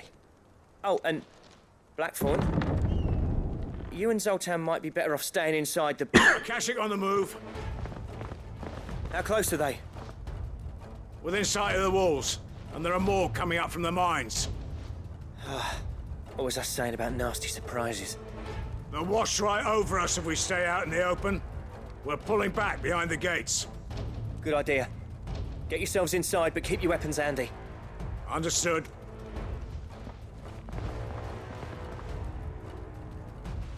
I'm prepared to fight if I have to. Well, let's hope you don't. That's our job. Once the scouts are inside, order your men to barricade the gates. No heroic last stands, you hear me? No fighting at all if you can help it. August's right. I've seen what Akashic beasts can do to armor.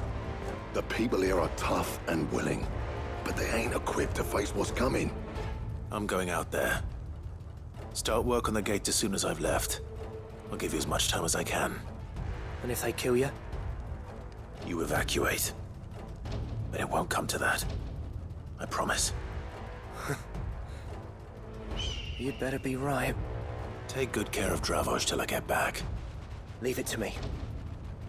And give those things what for, yeah?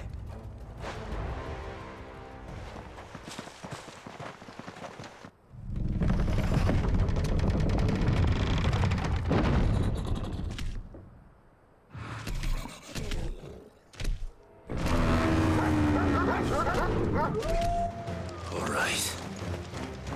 Which one of you's first?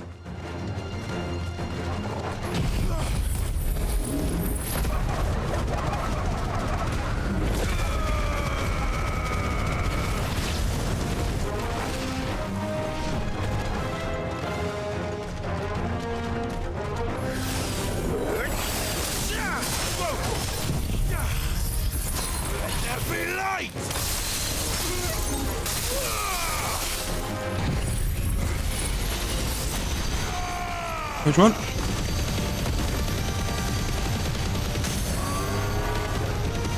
Not happy with it. Alright. That's not good then, is it?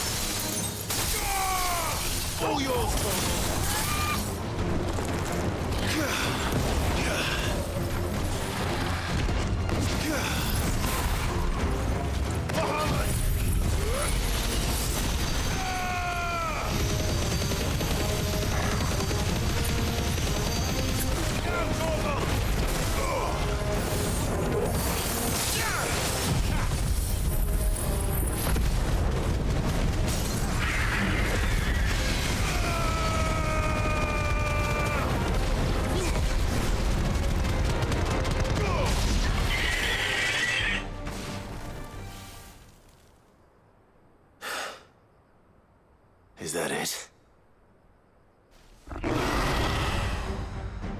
Apparently not. Yep. Indeed. Oh my. But he's not a Kashik, is he? They're not getting past me. He's just after awakened from a sleep.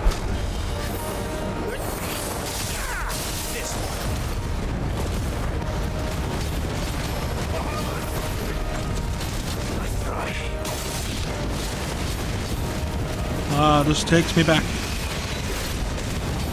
Trying to get her relic weapon.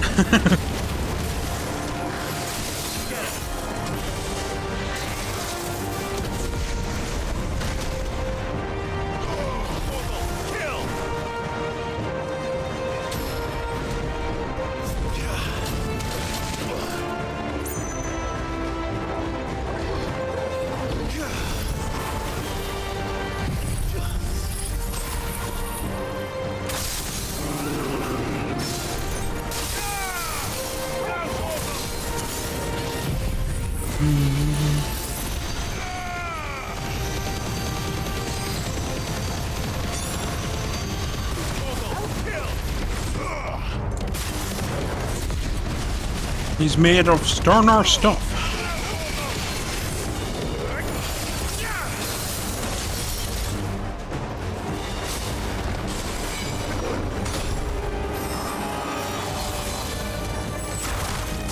The ram's voice out and the dragon's voice in as well. Is it dragon?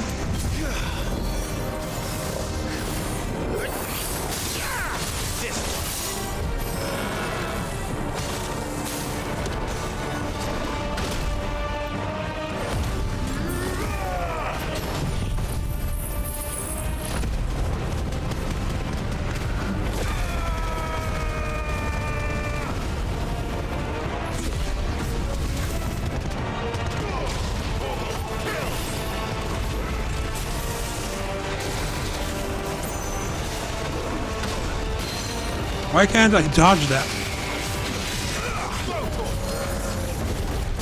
I mean, I can see it coming a mile away. There we go. And I did it again.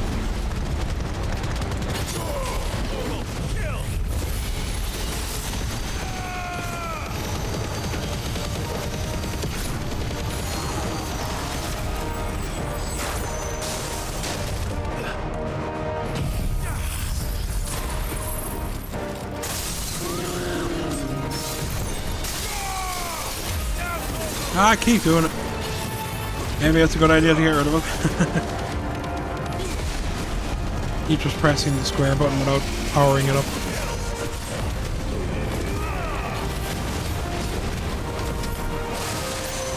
Oh, Dragon's voice in.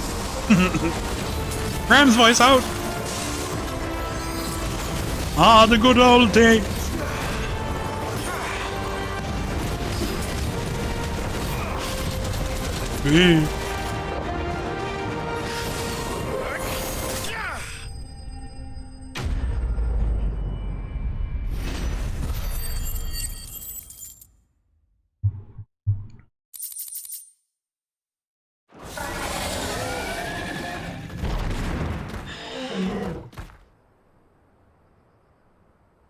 Now, the question is, did I miss any? The whole village destroyed behind us. Man alive! You're still in one piece! I slew as many as I could. As many as I could, he says. The old bleeding lot, more like it. Well, almost. Only almost. Yeah, one or two did try to sneak over the wall. But we got the bastards, don't you worry. Good. Though you do know, more will come in time. In time, yeah. But we can think about them later. Let's get you back inside.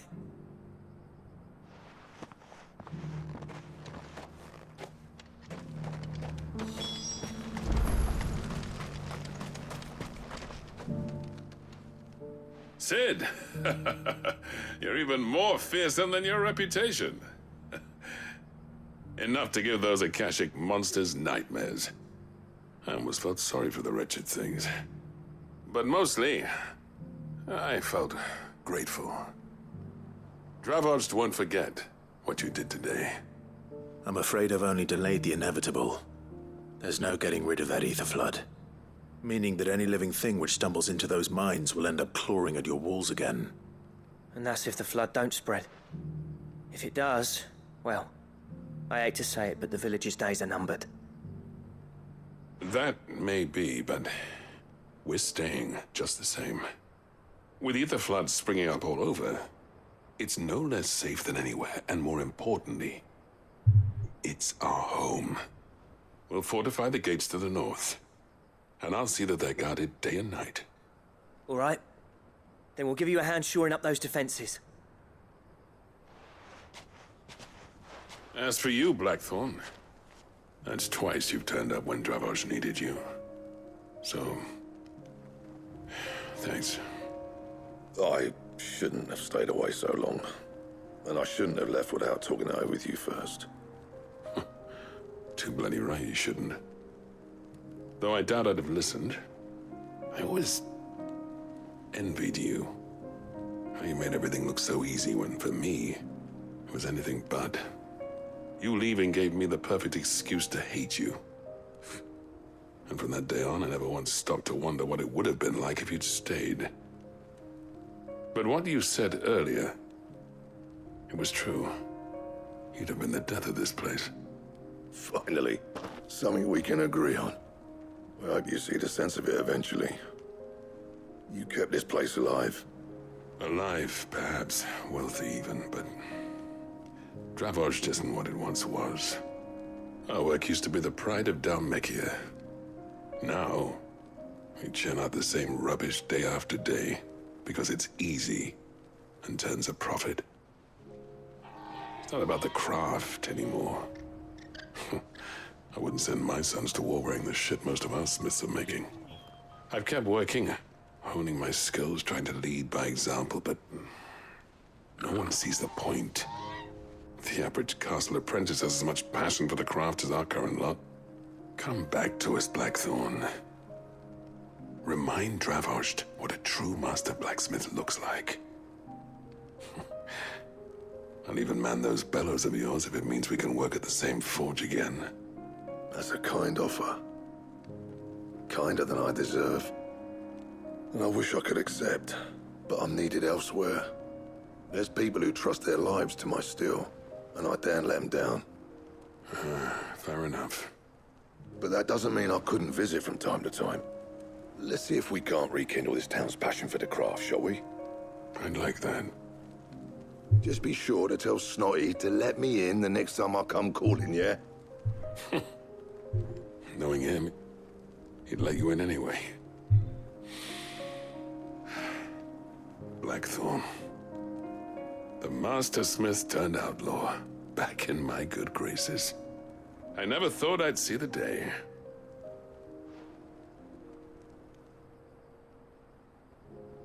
I'd say that went pretty well, wouldn't you? Even better than I'd hoped. Sid, I've got something for you. A souvenir to mount on my wall. The last gym badge. And this is? A token of our lasting gratitude. But I'm of a mind to make you a far grander gift. Designs for a certain sword have been passed down from chief to chief for generations. Now hold on, Zoltan. There's a reason no one's made that blade in centuries. There's not been a craftsman equal to the task. I'll admit your cinders make impressive steel, and I've learned to hone an edge Odin will be proud of. But the engravings on that thing are enough to make a jeweler cry. And they're not just for show, either. Have you forgotten what brought you back to Dravozd in the first place? A certain ring? I knew I'd never surpass you with a hammer and tongs. So I turned my hand to a different kind of metalwork. Between the two of us, I'd say we're the equal of any master craftsman ever to have graced a forge.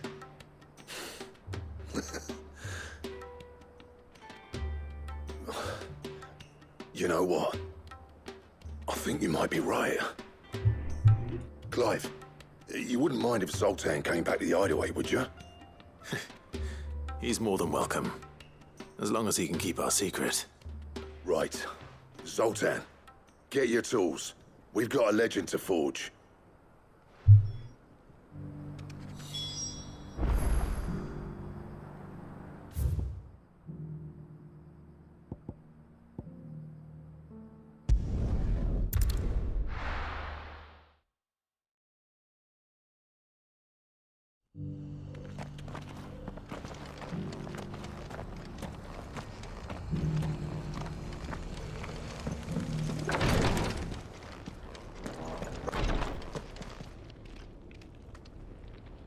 Lord Rosfield, is there aught the Undying might assist you with this day? Perhaps. My brother said that your order was helping him with his quest to uncover Ultima's origins. Have you learned anything of note since last we spoke? Little unless, I regret to report. I see. Be assured, however, that we will not rest until the truth is known. Even now, our archaeologians scour ruins in every corner of the realm for traces of Ultima's touch. Fallen ruins, I take it. Dating back as far as Phoenix Gate. Indeed. Ultima's thralls are oft sighted among the remnants of the fallen civilization, as if protecting the secrets concealed within. Secrets we'd see unearthed. Should our methods be of interest, my lord, mayhap it would please you to observe some of our number at work. Would that be possible? Of course. A survey is being conducted not far from here. Perchance you are familiar with Kretov, a small hamlet built around a fallen airship. I was due to visit my colleagues there to collect their preliminary findings, but if you would consent to do so in my stead, I'm sure that they would be honored to relate any discoveries they have made to you directly. All right. I'll go and meet with them. They will be most gratified, I am sure. Might I suggest you take the road through Titan's Wake? It will lead you straight to the village after but a short walk. Thank you. I will. I wish you a safe journey, my lord. May the Firebird's flames burn ever in your heart.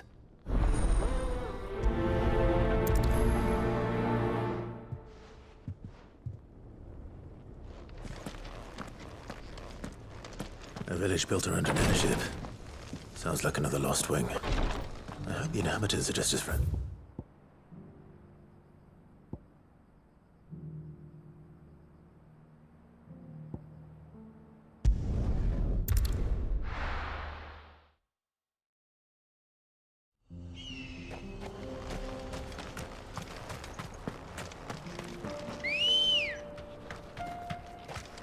Come on.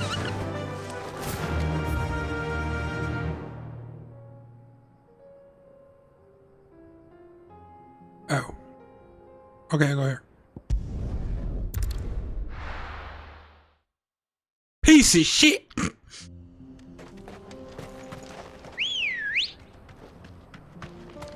What I get for my remark earlier. I never go the wrong way. How many times have I gone the wrong way in this one episode?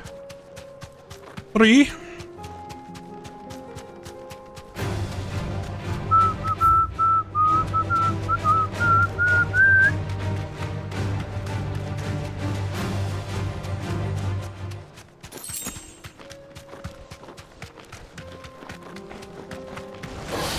This will be easy.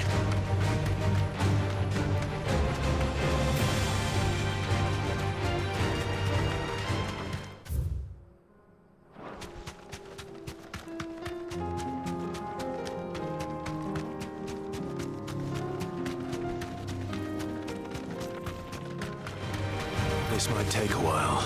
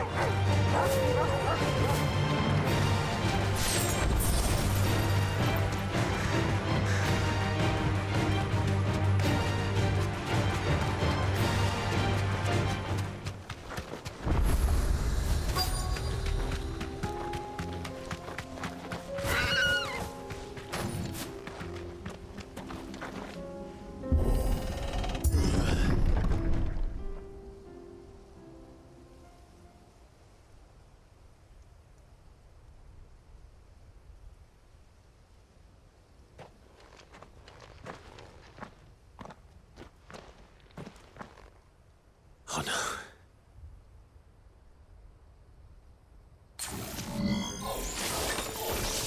You'll pay for this.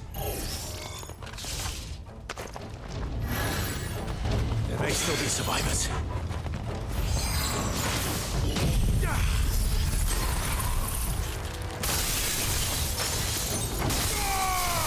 Now, Torgal! This one. Go, Torgal!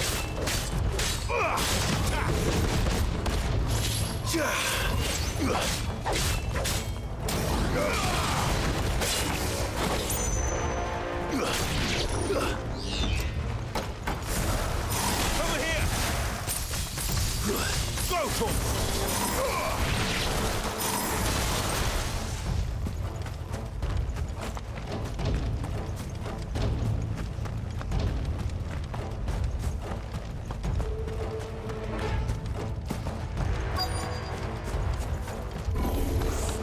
Whatever that thing is, I'd say it's their leader.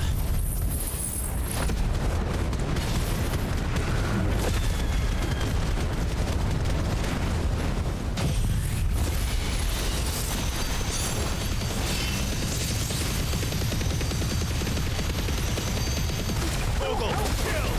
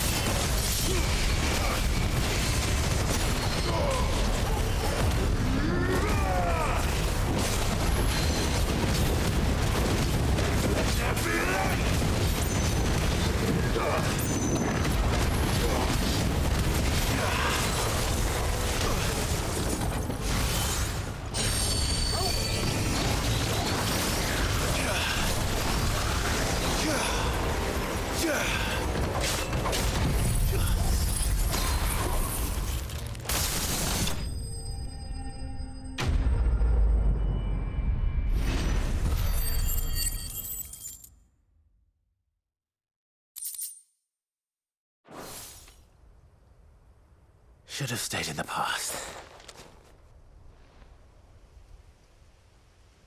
These must be Cyril's colleagues.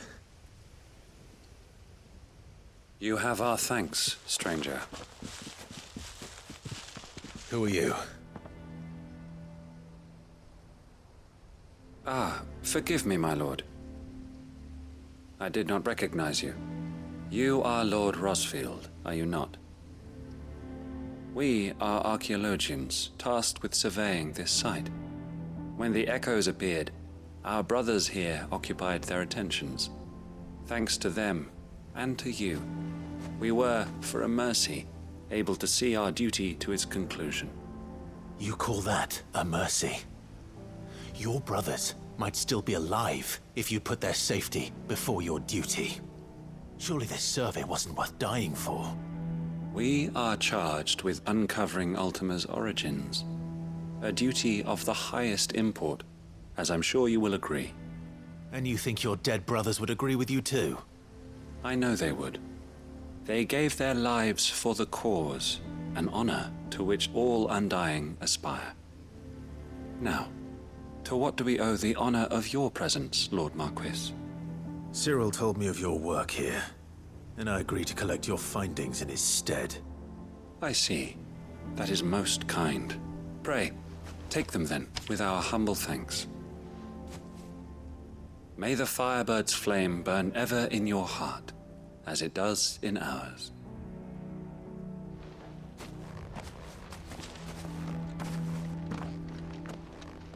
It's one thing to lay down your life for another, but for a survey... I suppose I'd better get this back to Cyril.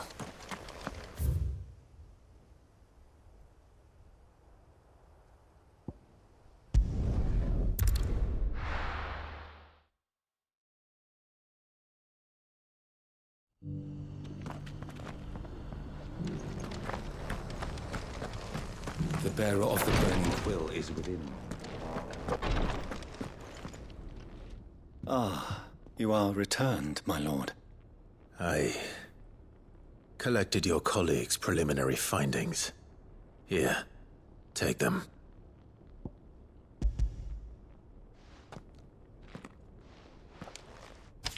My thanks.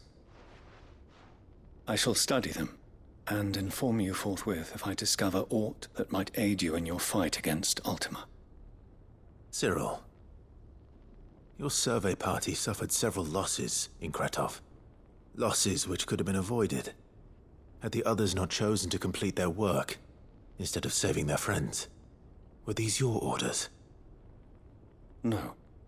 This was their choice. Every Undying devotes his life to the service of the Phoenix. It is our sole duty, and should we die in discharging it, so be it. Even when death is avoidable. My lord, I fear that this is not a point over which it would be fruitful to argue.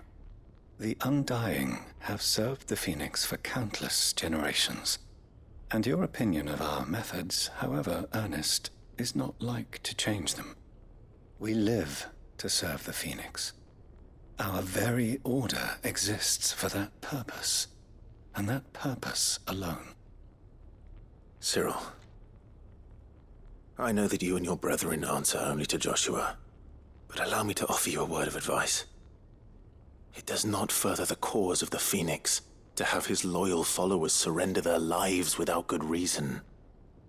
Provide your survey parties with an escort, that they might live to do their duty for years to come.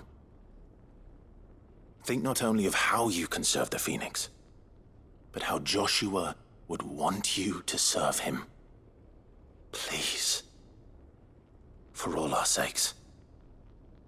I thank you for your advice, my lord. If you will permit me to respond, our faith in his grace, Joshua Rosfield, is absolute. And we of the Undying will do what we believe is right to fulfill our duty unto him. As first shield to the Phoenix, I am sure you understand what it means to do one's duty. I do. then we are of the same mind. And it is my hope that we may continue to do our duty together.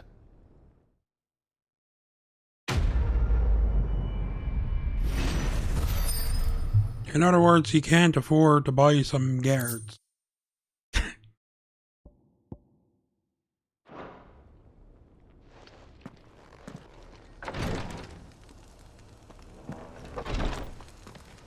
Joshua doesn't pay him well.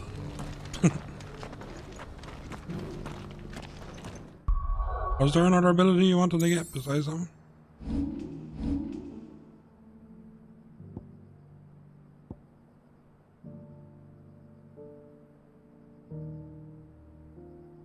Right, if you want.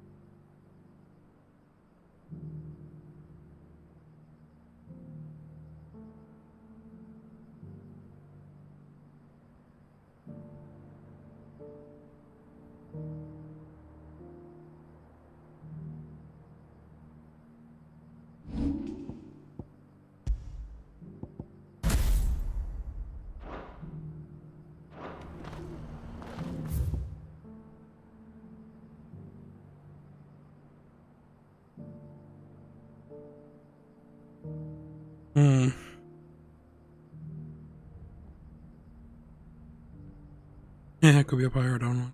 I guess we could still go here.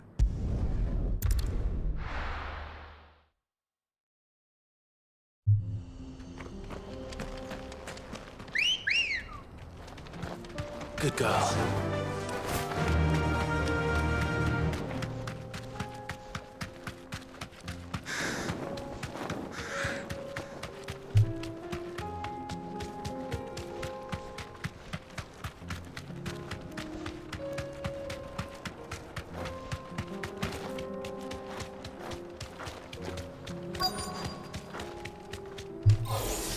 This might take a while.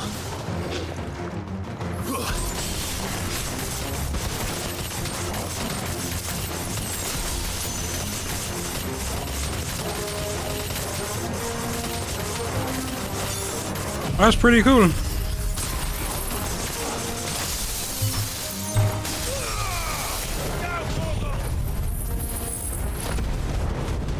I guess it depends on how wide the thing is, but you can just run around it and suck in all the small enemies, kind of.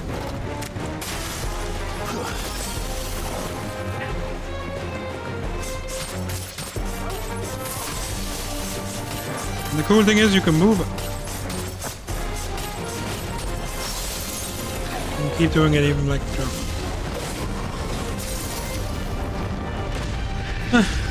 Quite cool.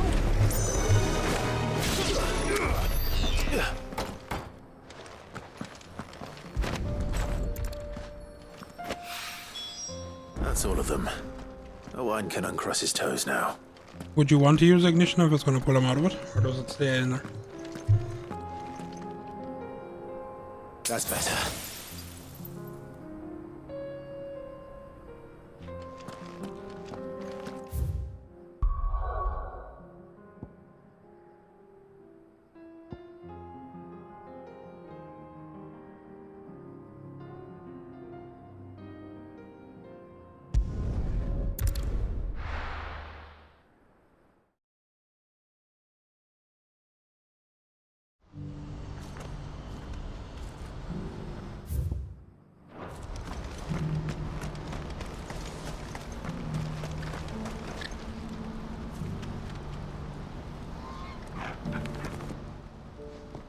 Ah, Clive.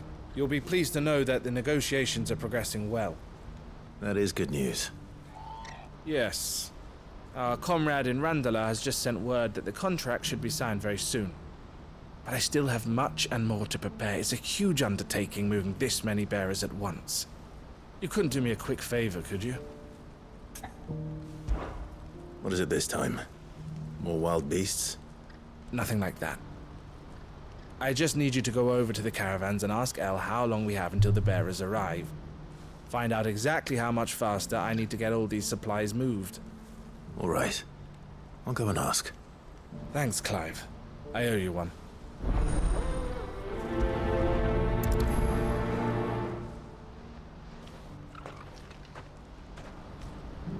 Oh my god, you lazy son of a bitch!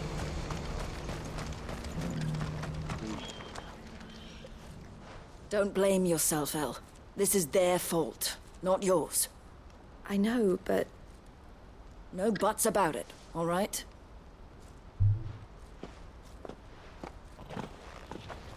Is something wrong?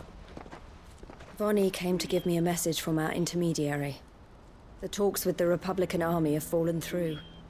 They've reached an agreement with the Silver Peak Consortium instead. Though prices have fallen of late, we deliberately offered above the going rate to try and deter other bidders. But the Consortium offered double what we did, and the Army jumped at the chance. And you had no opportunity to make a counteroffer? None at all. And we were so close. El? What's happened? I saw Vonnie leaving. She didn't look happy. And with good reason. Well, he came over very sus. Like as if he knew what happened.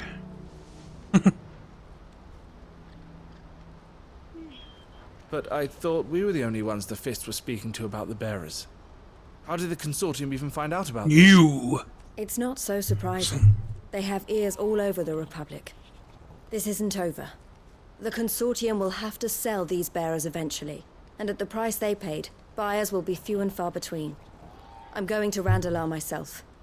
Alone? You sure that's wise? Are you offering to be my bodyguard? How kind. Meet me at the checkpoint near the capital gates. I'll send an owl ahead and request a meeting. You go to Cashlock, Theo, and get everything ready. We've waited far too long as it is.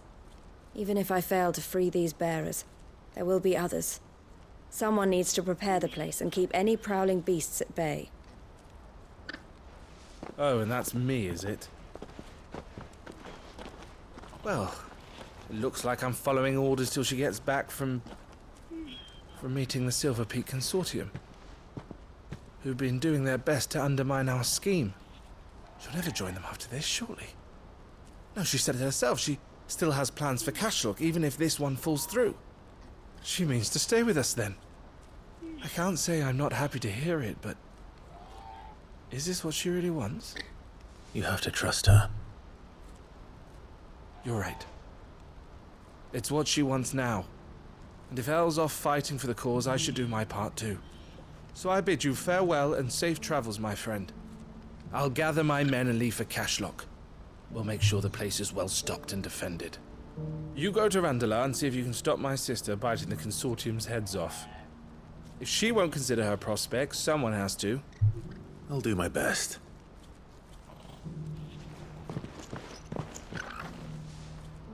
All right. To Randalar, then. And better not keep Eloise waiting.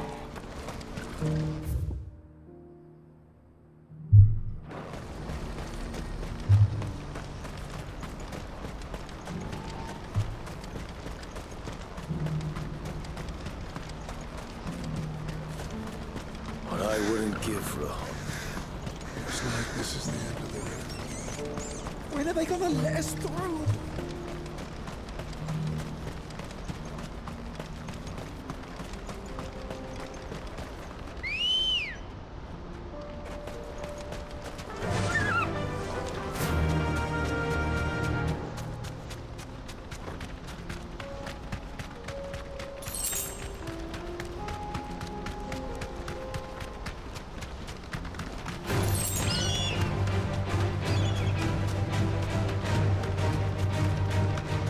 What's that up on the hill?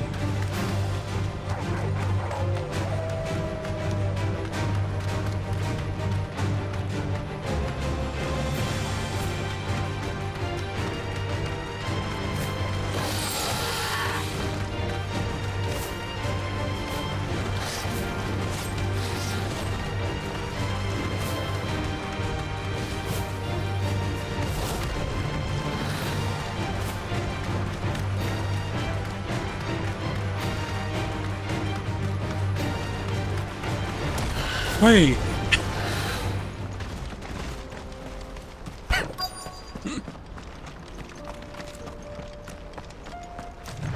Hey! I hope I didn't keep you waiting. Did you arrange to speak with the consortium? Here they are now. You wish to consult with me? I did. It's about the bearers you recently purchased from the Fist. We had all but finished making arrangements to buy them ourselves, and then you stepped into the fray. You misunderstand. The consortium had an interest in purchasing them from the very first. It was only our regard for you that kept us from bidding. But your hesitancy in accepting our offer to you suggested that the regard was not mutual. And so we resumed our business. I did not hesitate. I am simply not inclined to make such decisions without first giving them due consideration. But what is done is done. Come then. How much do you want for them? Alas, you are too late yet again. We rarely take on such unconventional merchandise without a purchaser in mind. The bearers belong to him now. Who is your buyer? A trader from across the water. A most demanding fellow, if it's any consolation. He insisted the bearers be fed, dressed, even given their own bunks for the voyage over. That's what you get when you deal with continental types. I wouldn't know. Oh yes, the culture on the continent is quite different to ours. They pay good money for bearers not fit for the knacker's yard, and treat them like kings. But as long as they pay... That does sound unusual. No matter then. If they've already left our shores, there's little that can be done. Allow me to withdraw my interest. And with it, my interest in joining your organization. My associates will be sorry to hear that.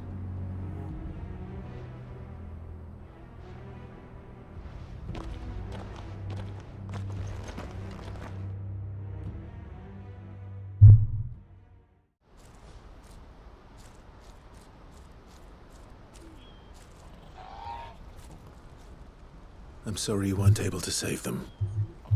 As am I. But I only have myself to blame. He was right, you see. The Silver Peak Consortium did intend to buy those bearers before I did. Their representative hinted at a possible purchase when he came to recruit me. I feigned interest in joining them in the hope he might be encouraged to tell me more. And he did just that. As soon as he left, I sent my own offer to Randalar. So you never... No.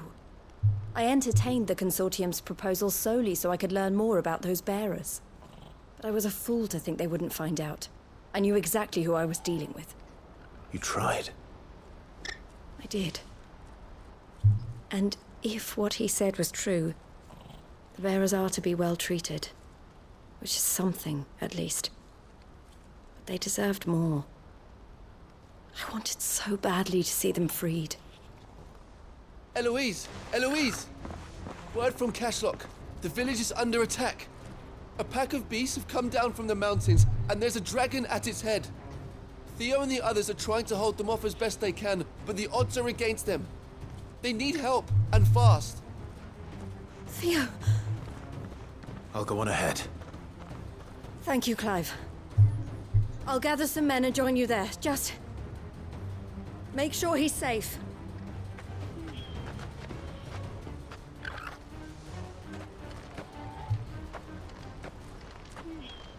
Hold on, Theo.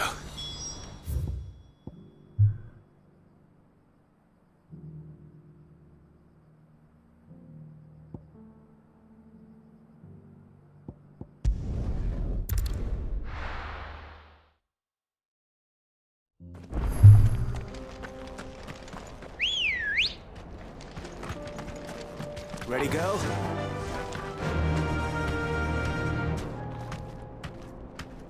Run like the wind, bullseye. Faster! Right, I think. I hope.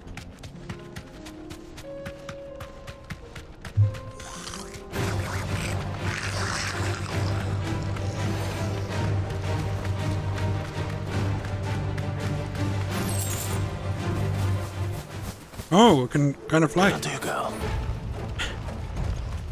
I didn't know that.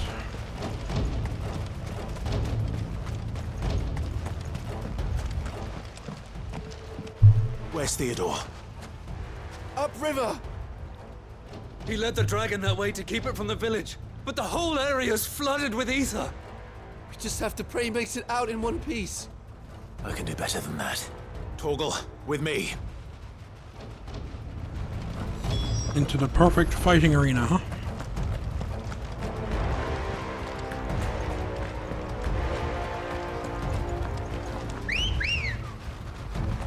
Yeah, there was a big, remember?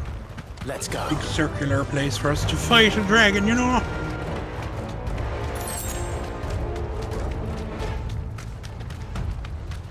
Perfectly set up for us.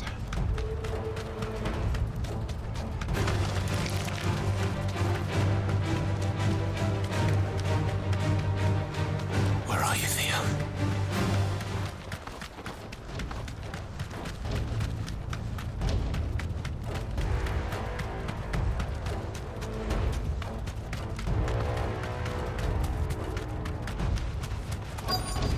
Oh shit.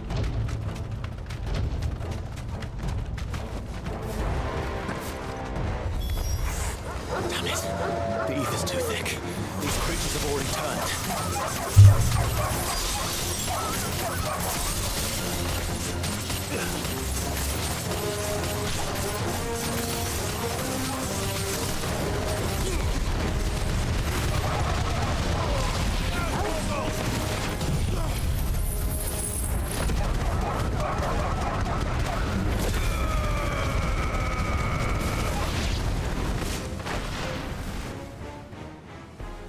I can't waste any more time.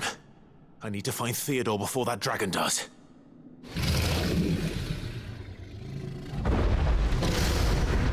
Looks like it's found me. This thing's turned as well. This isn't going to be easy.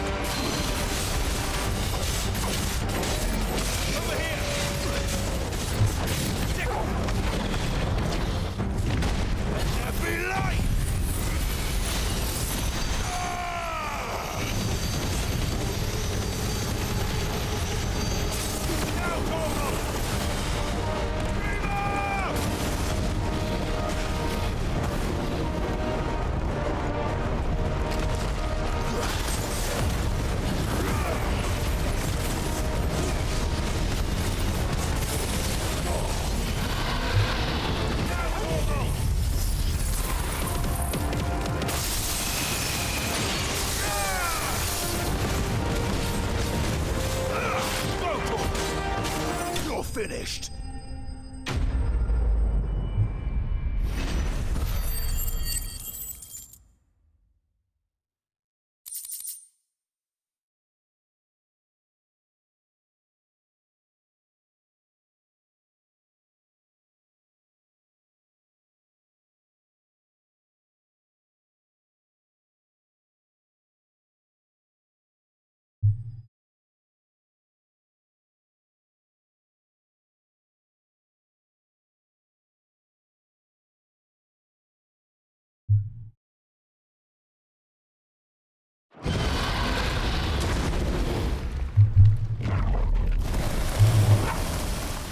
Clive? Theodore, you had me worried for...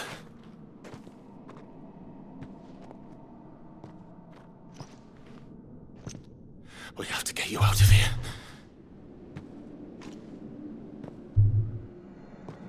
I think it might be a little too late for that. Bearer or no, there's only so much ether a man can take, and that Drake just wouldn't let me leave. You have my thanks, Sid, for finishing what I could not. For keeping Elle's dream. Theodore!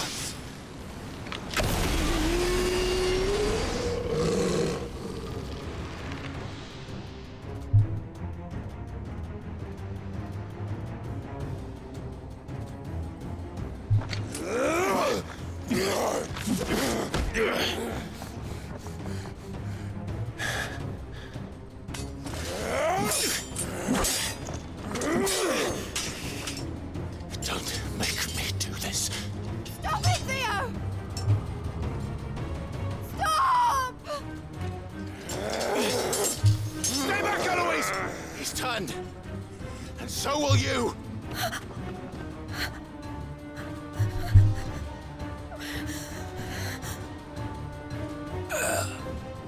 Elle.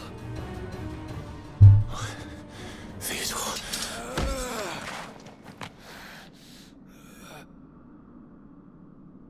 Take care of my sister. Theodore, wait. Goodbye, Elle.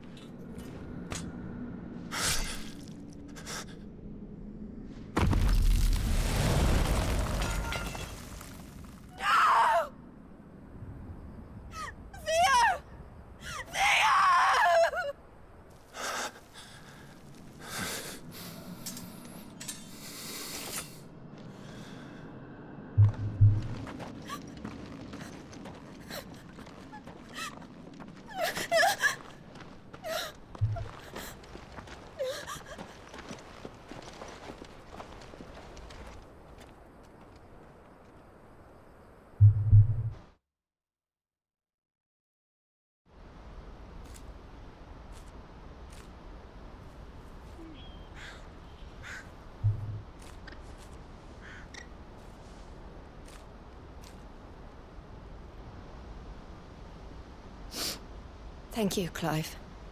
I think I'll be all right now. That was true bravery he showed.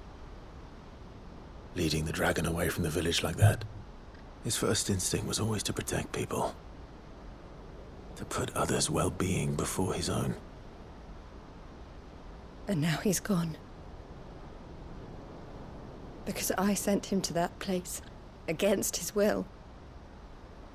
It wasn't against his will. He was ready to do whatever it took to show you he could stand on his own. So that you would finally be free to live your own life. To live my own life? He never could come to terms with the choice I made. What exactly happened? You once told me Theo was the first bearer you ever helped.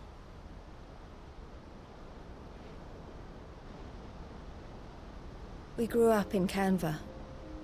We were born to one of the great trading houses. And I was chosen to inherit the family business.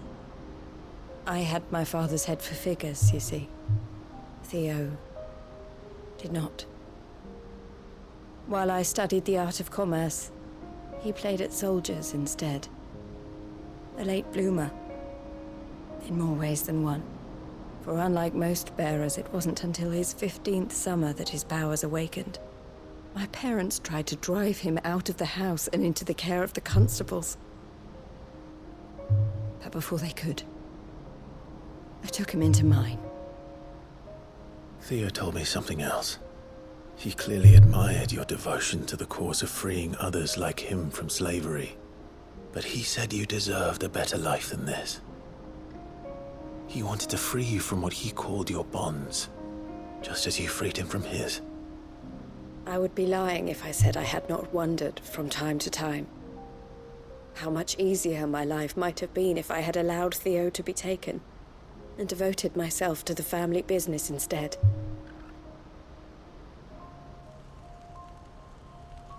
But I have never regretted the decision I made. Being with my brother meant more to me than tradition or reputation. I only had to look at him to remind myself of that night and the choice I made and the fact that I would make the same choice again in a heartbeat.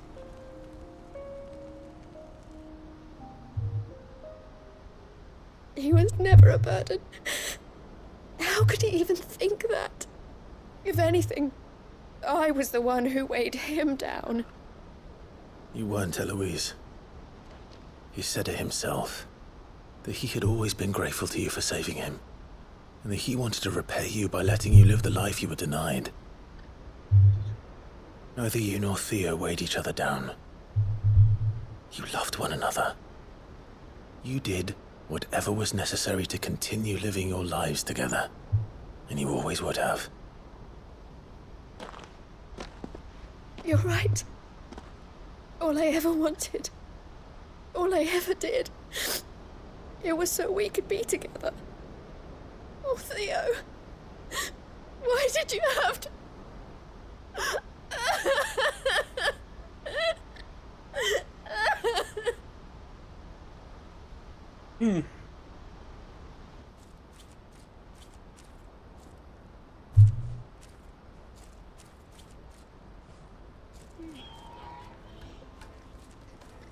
I know Theo wanted me to move on, but I'm staying here at the Crimson Caravans to continue our work. We can make a difference here. We can help people, save them. I need nothing more from life than that. So I'll carry on doing what we do, ensuring that goods, people, bearers get where they need to be, bringing smiles to people's faces just like we always have, and to Theo's, wherever he is. This is the life I have chosen, the life I will always choose. I've made a choice of my own, to continue helping you however I can, whenever you need it. Thank you, Clive. Let's go on together then, for Theodore.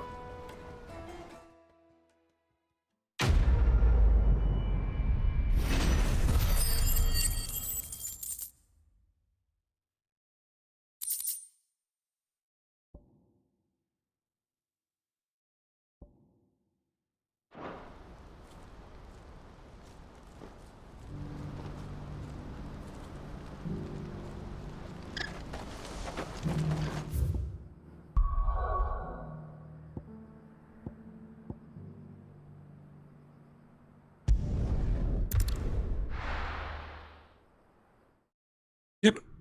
I'll just turn in the light.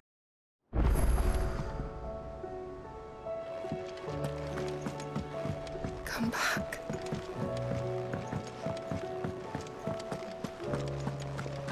Oh, don't tell me we've run out of papio nuts and all.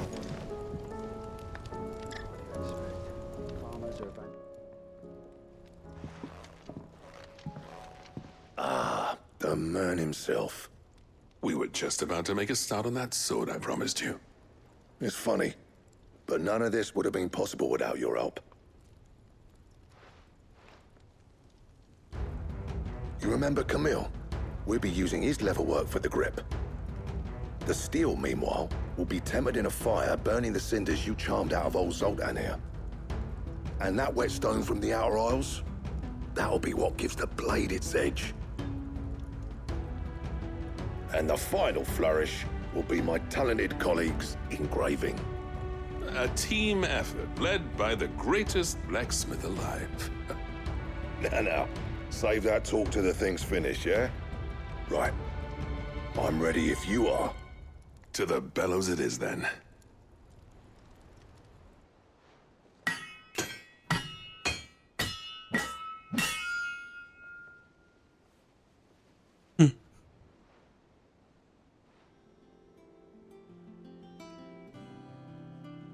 Well, bugger me.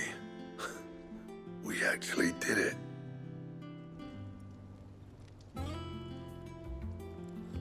Ragnarok.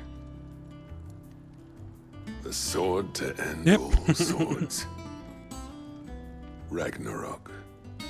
It's quite something. I trust you'll take good care of it. Thank you. If it's strong. Both of you. So, does this make you pair the greatest craftsmen alive, then?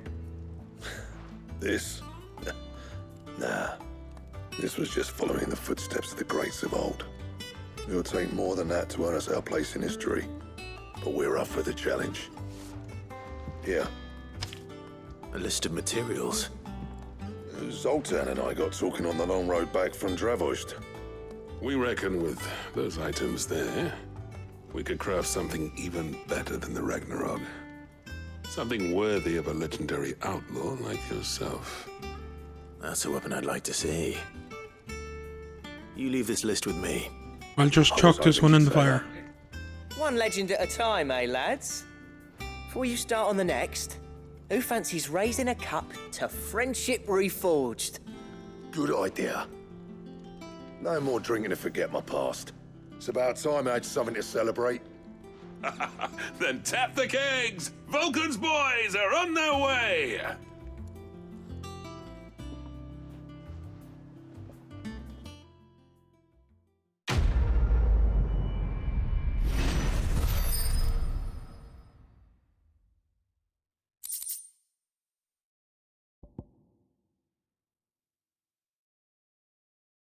Got her damarang.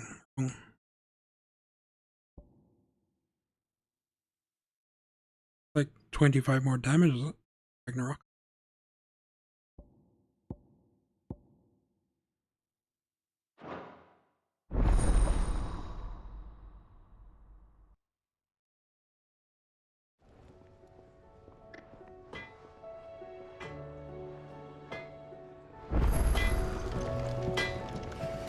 Trouble with your gear, or... So, what'll it be?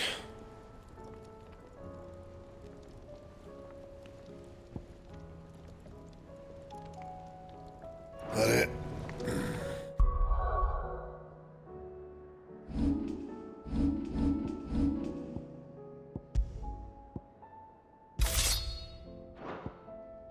Fine.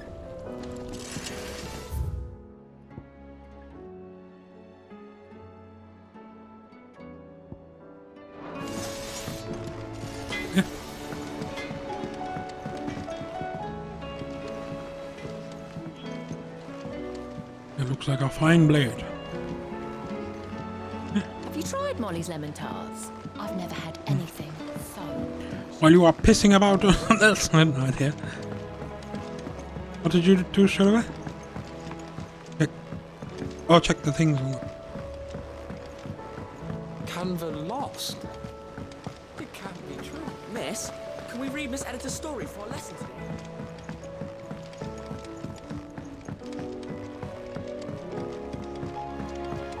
How was she?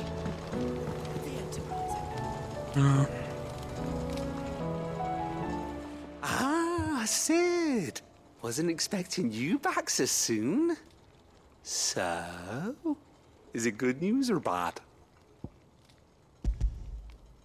Good, thankfully. Here.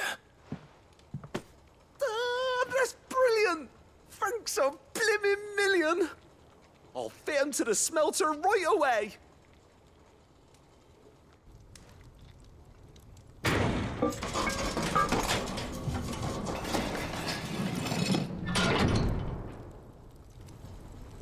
Yeah, I think so. Yeah. The more potions. May I present to you Fire. the Telemon furnace. Ain't bad, is she? She's a beauty. You saved my bacon again, Sid, and I ain't about to let your good deed go unrewarded. It's fine, really. My bag's flexible enough already. Oh, don't say that. I'm sure I can make a few improvements to it yet. You could just buy me a bigger... How about that clasp? Looks a bit stiff. Reckon you could loosen it up and make some more room?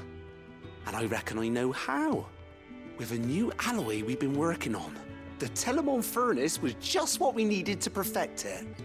It's a metal, see?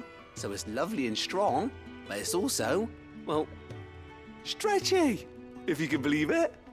Stretchy metal. Well, if you insist. That is the spirit. You'll love it, I promise.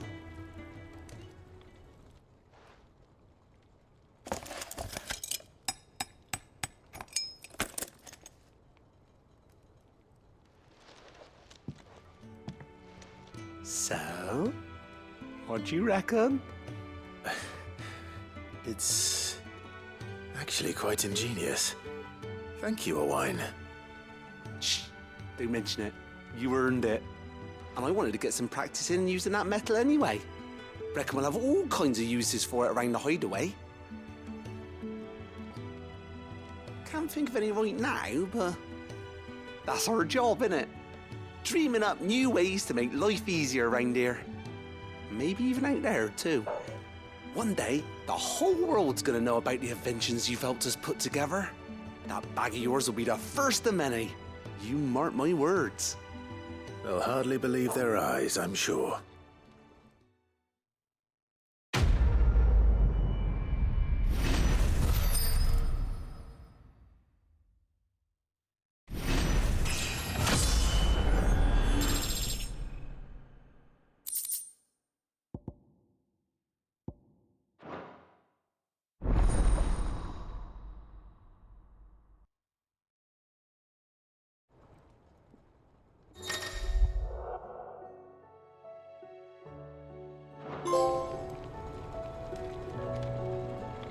Alright, we're going to end it here. Thanks for watching.